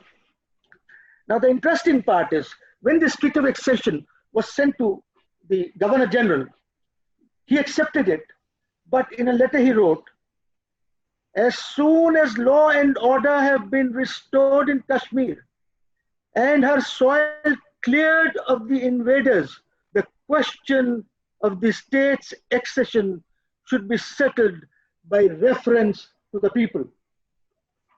Everybody knows it. Mr. Gilani or whoever, people of Kashmir, the leaders of Kashmir, they all know this. People have not been consulted. Now what I say is that Pakistan has done a great job by again internationalizing it and throwing the Simla 72 agreement to the winds. At least that bilateralism is gone. And I think Pakistan should now come and say that they do not abide by the Simla agreement. If the Americans can say to hell with the Iranian nuclear treaty, why can't Pakistan say that that is a dead agreement for us now? And this should be taken up in each, and the issue of Kashmir should be taken up in each and every forum. Modi government at least attacks you from the front. Modi government attacks you from the front. It does not backstab you. The Congress government has backstabbed the Kashmiris throughout. But since they've been backstabbed, you haven't noticed it. But now you know who you are facing. So to devise your strategies according to this enemy that you have, the enemy of the Kashmiris is in front of you. That enemy was giving you honey, but from the back, it was taking out blood. The Congress, who is better? I think Modi is better. The BJP government is better. At least we know that you have to face them. You have to fight with them. There you did not know. And they have been doing it. Even in Ram Mandir, it is the Congress. It is Rajiv Gandhi who opened the locks, not the BJP, not the RSS. In the Ayodhya case, it is Narasimha Rao, the Congress government, which he slept. People were telephoning him. The Prime Minister was sleeping until they broke that. Pakistan, Kashmir problem could have been resolved during Musharraf's time, President Musharraf. He went to Agra, the table was laid, the documents were in front. Everything was there to be signed until Mr. L.K. Advani backstabbed Vajpayee and did not allow it to be signed. So we have to be careful. This is a problem which will be resolved. It may take time.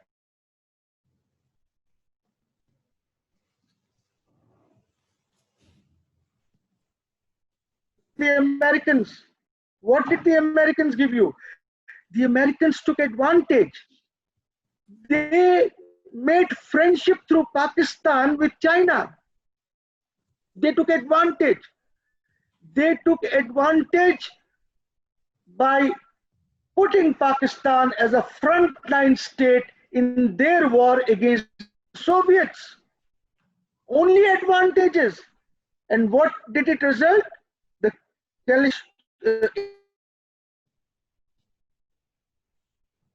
came into Pakistan. Who did this? The Americans. And then they went off. They used the Pakistani base.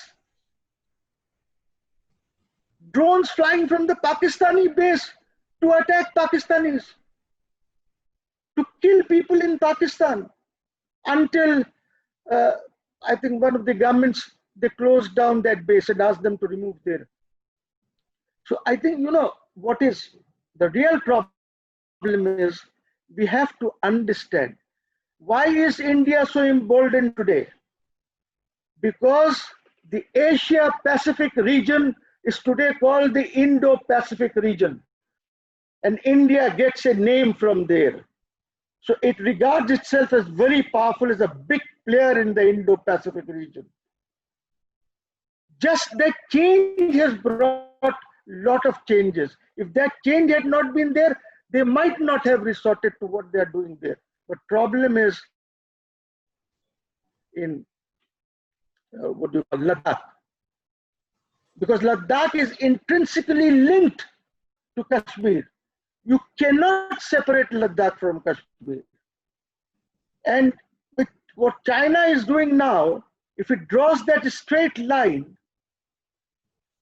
then I don't know what the situation will be. Kashmir would automatically be cut off. That's a strategic military solution to it, which might be there. I don't know. It's the Chinese and the others in this axis. I love this axis, the new axis. China, Iran, Pakistan, Afghanistan, Nepal, Turkey, and hopefully Russia will also be in this great axis of development, which will resolve most of the problems in this region. If this axis continues, just as the Pakistan and China friendship has continued, if they can blend this into this bond, an iron bond, then this axis is the axis which has a great future in Asia and to a great extent in. Thank you so much, Mr. Mohsen Rashid. God willing. Can you please wind up, please? Thank you. Yes, that is why I'm winding up now. Thank you. That is what I'm telling Jilani, that inshallah Kashmiris will be free. It's only a matter of time. It's only a matter of time. Kashmiris will inshallah be free. They'll be free to live their own lives. Thank you very much. Thank you so much. See, I'm not an academic, so my way of talking is slightly different. I apologize for that. No, absolutely. I think you gave a very insightful and a new perspective, which I'm sure must have been heard with great interest by the international community as well as Pakistani leadership and the Kashmiri people. I think you've really encouraged them to seize the opportunities that are emerging, but also, perhaps do their part in changing the ground situation. And I think some of your suggestions are very important regarding the changing dynamics of this region and also the new world order. You mentioned Indo-Pacific partnership, perhaps an alternative perspective, which is that of Afro-Asian ocean. Recovering from a colonial mindset, perhaps Asia and Africa need to look at their regional cooperation, security and stability in a autonomous and local arrangement rather than through a colonial lens. but that perhaps is a topic which requires dedicated and detailed debate. My next speaker, ladies and gentlemen, is from Nepal. Nepal has been in a lot of international news in recent months. A lot has been happening between Nepal and India recently, and the world is really interested to know Nepal's perspective on its on India in general, but in particular towards how Nepal sees the issue of Kashmir. So I have the great honor of introducing Dr. Manju Ratna Sakya. Dr. Sakya is the president of Nepal Journalists Association. He was also decorated with Tamgha Pakistan 5 years ago. I have the great honor of requesting him to deliver his perspective. Good afternoon, everybody. Salam alaikum. Namaskar. Respecting to Her Excellency Federal Minister of Human Rights for her excellent keynote speech and address, I would like to express hearty greetings and congratulations to the government and the people of Pakistan on the auspicious occasion of the 74th Independence Day of Pakistan. We hope that under the dynamic, far-sighted, and able leadership of the Prime Minister Imran Khan, the Pakistan will develop highly in all sectors and in all fields, which will be proud for all of us, including Nepal. First of all, I would like to thanks to Islamabad Policy Institute of Pakistan for kindly arranging the international seminar on the special topic of international seminar on the topic on accession of occupied Jammu and Kashmir, or Sri Lanka, I don't know. Lessons for Regional Studies in Islamabad today. It's a great honor for me to participate and to join in today's seminar. Manju Ratna. Pakistan is the world trusted and the most reliable friend of Nepal. Nepal and Pakistan have a very excellent friendly relations since the establishment of its diplomatic relations between our two countries in March 1960.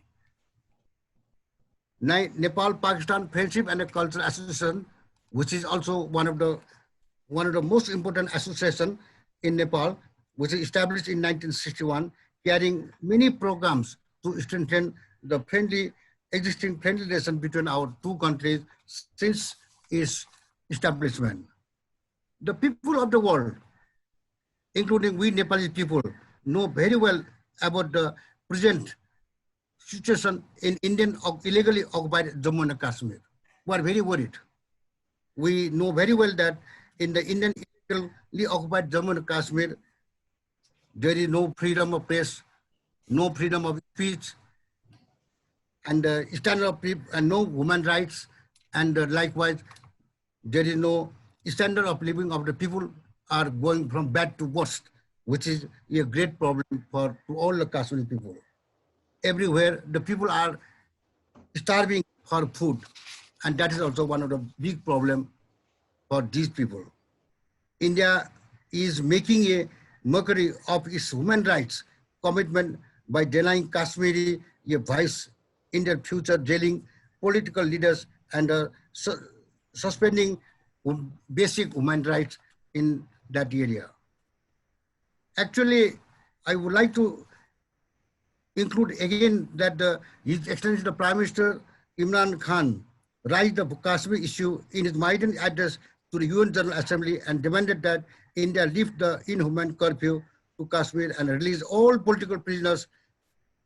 And in his speech, they went that about 50 minutes, exceeding the 15 minutes limit for the UN speeches during the general debate, Mr. Khan devoted half of his address to the Kashmir issue, warning that if there was a face-off between the two nuclear armed neighbors, the consequences would be far beyond their borders. That likewise, the Prime Minister Khan also spoke at length about India's decision to revoke Article 370 in Jammu and Kashmir, and criticized the government move to put in place a communication lockdown.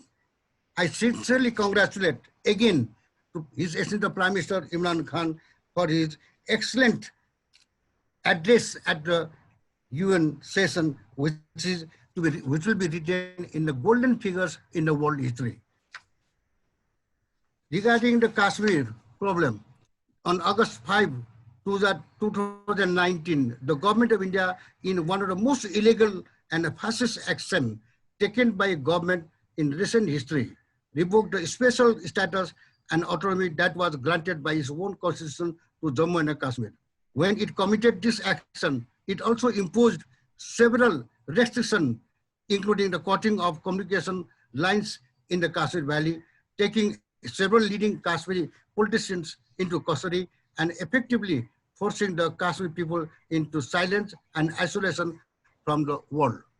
1 year later, the people of Indian occupied Kashmir are still under this oppressive isolation. Yet the struggle for independence still goes on, and it is Pakistan which has taken on the mantle to speak on behalf of the voiceless, the people who have been forced into silence by India through the banning of guns, cutting of communication lines, and indefinite harsh lockdown. Throughout this 1 year, Pakistan has constantly raised its voice on the international stage for the rights of the Kashmiri people who are trapped by an occupying force. Now the pandemic is so slowly being controlled across the world. It is a time for Pakistan to increase diplomatic pressure. About August 5th makes a poignant day to bring light to this issue. As announced by the Foreign Minister Mahmoud Qureshi, so Pakistan observed on this day to solidarity with the people of Indian occupied Jammu and Kashmir. A memorandum was also presented to the United Nations Observer Mission, and His Excellency the Prime Minister Imran Khan had kindly addressed the Azad Kashmir Assembly on the day in solidarity with the people of Kashmir to let them know they are not alone in their just right of freedom from the illegal occupation of India. Jammu and Kashmir is an internationally recognized dispute which calls for a peaceful settlement in accordance with the relevant UN and the OIC. UN and OIC should take all necessary steps to alleviate the suffering of the Kashmiris and help resolve the dispute according to the wishes of the people of the Jammu and Kashmir. I would like to congratulate the Federal Cabinet of Pakistan who have approved a new political map of Pakistan in which occupied Kashmir has been chosen as a part and a parcel of Pakistan territory. I hope the newly approved map of Pakistan will be presented to the United Nations in which Pakistan has shown occupied Kashmir as part and a parcel of Pakistan. Our congratulations to the government and the people of Pakistan for unveiling Pakistan's new map, political map in this matter. Lastly, we sincerely express our full support to government and the people of Pakistan in each and every steps taken by them for the people of Kashmir. I would like to request to all our nearest and dearest friends who are here to visit our Nepal-Pakistan Friendship and Culture Association website, npfca.org, NP, in which we are updating each and every news of Pakistan in each and every sectors. And I hope that I thank you very much for this seminar.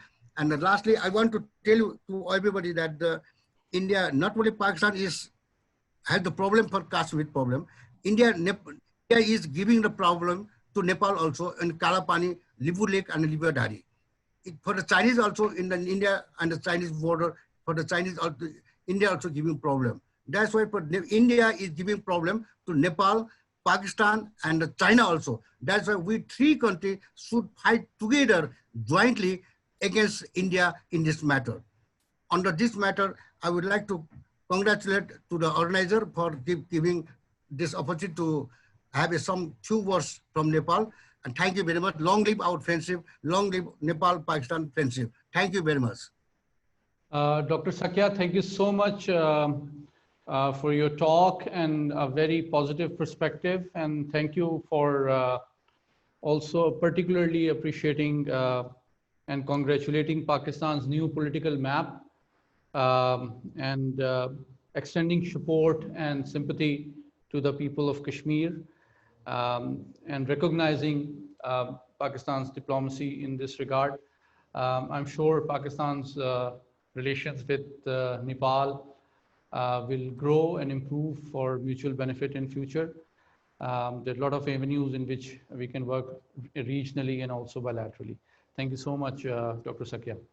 So, ladies and gentlemen, we have had a very comprehensive session in which we brought to you perspectives on the current situation in Indian occupied Jammu and Kashmir and its lessons for regional security.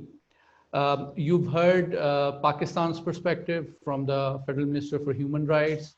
You also heard from a head of a leading think tank in Pakistan, Mr. Ambassador Naqvi. But you also heard, most importantly, a very insightful perspective about the ground realities from a friend from Jammu and Kashmir, Mr. Gilani. That was very important, and that provided an insider's account to the outside world that how tragic and critical and grave the situation is currently in Jammu and Kashmir, not just at the humanitarian level, not just in terms of human rights, but also for regional peace and security and international progress and the prospects that it offers for the world peace and security. It was also very important that the perspectives from Turkey, from Iran, from China, from Bangladesh, from Nepal were very significant. But one thing which was common in all these perspectives was that there was a growing and deep concern towards the rapidly deteriorating situation in illegally occupied Indian Jammu and Kashmir. This indicates that the concern towards the situation of Kashmir is growing with each passing day. And what India needs to do is not just address the human rights situation, but also move towards conflict resolution and review the illegal steps it has recently taken. Now I have the great honor to have the statement by the Foreign Minister of Pakistan, Makhdoom Shah Mahmood Qureshi, for this international webinar on the annexation of occupied Jammu and Kashmir by India and lessons for regional security. His Excellency Makhdoom Shah Mahmood Qureshi has been very kind that despite his very pressing engagements, he has shared his special statement for the audience of this IPI international webinar. I'll briefly, for the benefit of our international audience, share the profile of His Excellency Makhdoom Shah Mahmood Qureshi. Mr. Makhdoom Shah Mahmood Qureshi has been a politician for 37 years. He has twice served as Pakistan's Minister for Foreign Affairs. First term during 2008 to 2011, and currently since August 2018. He's a seasoned politician. He has engaged at every echelon of politics and governance since the start of his political career in 1983. He envisions a foreign policy of Pakistan that is articulate but also principled, ensuring a peaceful and prosperous neighborhood for development. He believes in reinforcement of long-standing relationships and in making new alliances, with Pakistan pursuing a policy of partnership for peace, security, and prosperity. So, ladies and gentlemen, the Foreign Minister of Pakistan. Bismillah ar-Rahman ar-Rahim. Honorable Executive Director, Islamabad Policy Institute, Mr. Sajjad Bukhari. Distinguished scholars, ladies and gentlemen, I wish to thank Islamabad Policy Institute for inviting me to record my message. I commend IPI on this important initiative. Marking 1 year since India's illegal and unilateral actions of 5th August 2019, it is a timely rejoinder of the consequences that ensued and an opportunity to illustrate the lessons learned.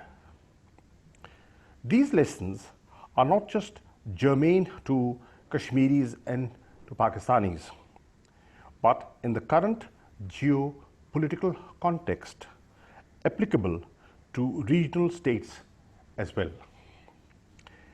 They have a bearing, I feel, on the region's collective capacity to navigate the simmering turbulence. India, the largest state in South Asia, has undergone far-reaching transformation. Under the strong ideological push of the RSS BJP combined, India has abandoned the professed pluralistic, secular orientation of its founding fathers and definitely embraced majoritarianism. Similarly, the world's largest self-proclaimed democracy has shed all pretenses of democratic rule and decisively turned towards authoritarianism. To sustain its stranglehold over India, the regime in New Delhi remains embarked on the dangerous path of stoking religious and communal tensions and targeting and discriminating against their own citizens. The RSS-inspired Hindutva ideology, once a fringe in Indian politics, has today captured mainstream space and is exercising a growing and overwhelming influence on key Indian state institutions. I wish to direct your attention to 3 core tenets of Hindutva that should be of particular concern to every peace-loving South Asian. A, of re-engineering India into a purely Hindu Rashtra. A corollary to this is the complete negation of the sizable minorities, their cultural heritage, and the immense diversity of the country and the region. Today, Islamophobia is rampant in India and growing. Today, to be a member of a minority community, in particular an Indian Muslim living in India, is to face systemic discrimination and a very real threat to one's life, liberty, and well-being. B, of propping up the notion of Akhand Bharat, the mythical, all-powerful Hindu empire that is supposed to have, in a romanticized, imagined past, encompassed the entire region. C, of embracing the Machiavellian principle of ens justifying means.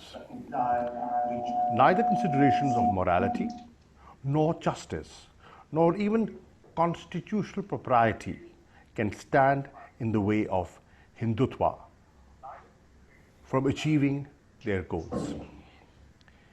If you wish to see Hindutva being played out in full color, in broad daylight, you need to look beyond what is happening in Indian illegally occupied Jammu and Kashmir. A thorn on the side of BJP ideologues. Illegally Indian occupied Jammu and Kashmir is today taking the brunt of brutal Hindutva repression and its sinister agenda of demographic re-engineering. What is being viewed by Pakistan and the Kashmiris and the world as a monumental betrayal, a regression, and a fundamental mistake is being falsely rejected in India as a necessary step to contain so-called terrorism and to bring development. Consider the territory's dire human rights and humanitarian situation, now getting under increasingly sharper scrutiny by the world community. Under the fig leaf of containing terrorism and bringing development in the past 1 year alone, New Delhi has 1. Further militarized the already most militarized zone in the world. 2. Sustained the longest running internet lockdown in history, undermining pandemic containment and online education. 3. Killed hundreds of Kashmiris, tortured, injured, and maimed several hundreds, arrested thousands without charge, arsoned properties, and molested women. These harrowing accounts have come from independent Kashmiri as well as Indian sources and have been well documented by the international media. Launched fake encounters to target Kashmiri youth, undertaken cordon and search and cordon and destroy operations, and imposed collective punishment on a hapless, unarmed civilian population. Further stripped Kashmiris in occupied territory of all legal, civil, political, and economic rights. Inflicted over $5 billion losses on the local industry and rendered 500,000 Kashmiris at least jobless, and kept chipping away local jobs and contracts.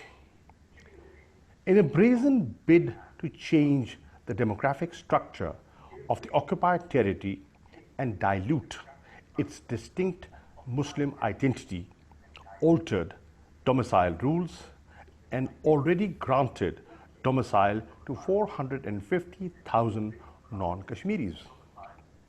This is blatant violation of the UN Security Council resolutions and international law, including the 4th Geneva Convention. Inflicted deep psychological and physical trauma on youth, particularly children. From the last year till date, carried out over 5,000 ceasefire violations along the line of control, killing 68 and injuring 421. Violated Pakistani airspace through spy drones on 15 different occasions. Senior Indian civil and military officials have stoked war hysteria, making irresponsible statements aimed at whipping up hyper-nationalism. Last year in February, under the false pretexts, they attacked Pakistani territory. Despite being effectively deterred and countered by our armed forces, they cashed in this jingoism at the elections. To externalize their internal failings or to divert attention from its state terrorism in Indian illegally occupied Jammu and Kashmir, there remains a distinct possibility that another false flag operation may be launched, justifying another ill-advised misadventure against Pakistan. It is not just Pakistan or the people of the illegally occupied Jammu and Kashmir on whom Indian guns are trained. Today, India's major power ambitions have a clear ideological underpinning. Neither India's many neighbors nor its myriad minorities are secure from the consequences. Indian myopia is stoking regional tensions and exacting a heavy toll on the region's security, stability, and future prosperity. To me, India's unhinged actions are a classic case of cognitive dissonance. They see what they wish to believe while being blinded to the manifest reality. Ladies and gentlemen, how has Pakistan dealt with a neighbor several times its size, with a historic burden of troubled relations and ideologically driven leadership and issues of cognition? How should other states respond? Clearly, there are lessons to be drawn. Allow me to share with you a few salient ones. 1. Confront, expose, and push back. Just as it was a mistake to appease fascism a century ago, it is a mistake to appease Hindutva today. Over the past year, Pakistan has marshaled the full political, diplomatic, and moral strength at its command to highlight the plight of the Kashmiris, support the cause for self-determination in line with the UN Security Council resolutions, and expose Hindutva and its perils. At every forum, every interaction, every opportunity, we have been advocating the Kashmiris' case and pressing for their inalienable right to self-determination. Prime Minister Imran Khan has been an effective and articulate ambassador of the Kashmiri cause. There is today palpable realization the world over about the gravity of the situation in the Indian-occupied Jammu and Kashmir, as also about what the Indian government is doing and why. The bogey of infiltration from Pakistan no longer stands the test of scrutiny. That is why, unlike the past, today India is incurring a considerable reputational cost. The UN Security Council has discussed the Kashmir issue now for the third time since August 2019. This has happened after a hiatus of nearly 55 years. Going forward, if Hindutva is to be contained, or at least its worst impulses checked, it will need to be exposed with even greater courage, vigor, and potency. 2. Deter. A year ago, Narendra Modi launched a false flag operation wrapped up war hysteria, and despite being effectively deterred by our armed forces, cashed it at the ballot box. The challenge before Pakistan was to prevent conflict that would be disastrous for the region, while ensuring that India's aggressive actions did not go unpunished. We exercised our right to self-defense and demonstrated our will and capacity to respond to any misadventure. It was Pakistan's maturity, restraint and responsibility, but also a firm resolve that de-escalated the standoff and helped preserve the peace.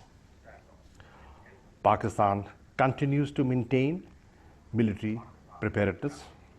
We stand ready to respond to any misadventure firmly and effectively. 3. Douse the fire. Fire cannot be fought with fire. Just as fire needs to be doused with water, intolerance can only be overcome with understanding and hatred with compassion. Immediately upon winning the elections, Prime Minister Imran Khan had extended the hand of friendship. He had offered to take 2 steps forward towards peace if India took 1. It is unfortunate that the Indian leadership misread our intent as weakness and spurned all offers of dialogue. Despite the vitiated atmosphere, we launched the Kartarpur corridor for our Sikh brethren from across the border and the world over. Kartarpur is a living testament to Pakistan's long-term vision for the region, which is one of coexistence, interfaith harmony, and peaceful resolution of outstanding disputes. 4. Adapt. One state's arrogance cannot be allowed to stand in the way of what is an eminently sensible course of action, that is, promoting regional cooperation as a means to advancing the regional development agenda. This stems from the realization that the biggest enemies that either of 2 countries face are not each other, but the perils of climate change, environmental degradation, pandemics, poverty, and transnational crime. South Asia is among the least integrated regions in the world. It is also home to one of the highest concentrations of poor in the world. For our part, we will continue to advance regional integration and connectivity. We will continue to do so as part of Belt and Road Initiative and its flagship project, CPAC, and as active participants in the Shanghai Cooperation and Economic Cooperation Organizations. We will also persist in our efforts to revive SAARC. I wish to leave you with one final thought. The world is undergoing monumental changes. These changes are evolutionary in character, but revolutionary in terms of impact and outcome. While upending economies, the COVID-19 pandemic has served as a catalyst for trends and tendencies brewing for quite a while. The result is a new world, brave or grave, that is upon us and with which we have to contend. This world is more uncertain, less predictable, and for these reasons, perhaps more dysfunctional. The buffers and support systems of international organizations and international law that help buttress the the post-World War II growth and prosperity may no longer deliver desired outcomes. States will increasingly be left to fall back upon their own devices and bank upon their own strengths. While challenges will persist, there are now opportunities and the necessary political space to take bold steps to correct past mistakes. In an Asian century, we will have to rely on the traditional Asian wisdom to illuminate the way forward. I thank you. Ladies and gentlemen, thank you so much, His Excellency Mr. Shah Mahmood Qureshi. This was the Foreign Minister of Pakistan delivering the concluding address at this international webinar. Ladies and gentlemen, you had a long session today, and that brings us to the end of this long and comprehensive effort by IPI to give and provide you a detailed and comprehensive overview of the critical situation of occupied Jammu and Kashmir and its annexation, and draw and identify some useful and relevant lessons for regional security. I would like to thank you for joining us today in this international webinar. And also, I would like to extend special gratitude to all our participants from around the world who spared time and shared their valuable insights and ideas regarding this very critical international issue. I'd like to also thank all those viewers who joined us on different social media platforms, YouTube and Facebook and IPI website. Do keep visiting our Facebook page and website and share your views, comments, and suggestions for future interactions and events. And lastly, I'd like to thank the leadership of IPI, in particular, the Executive Director, Professor Sajjad Bukhari, for giving me the honor to be part of this effort. And lastly, but most importantly, the entire IPI team, the technical team, the IT team, the media team, and the scholars whose great efforts brought this event to a successful end. Thank you so much, and hope to see you soon with another very important international issue by IPI. Thank you so much.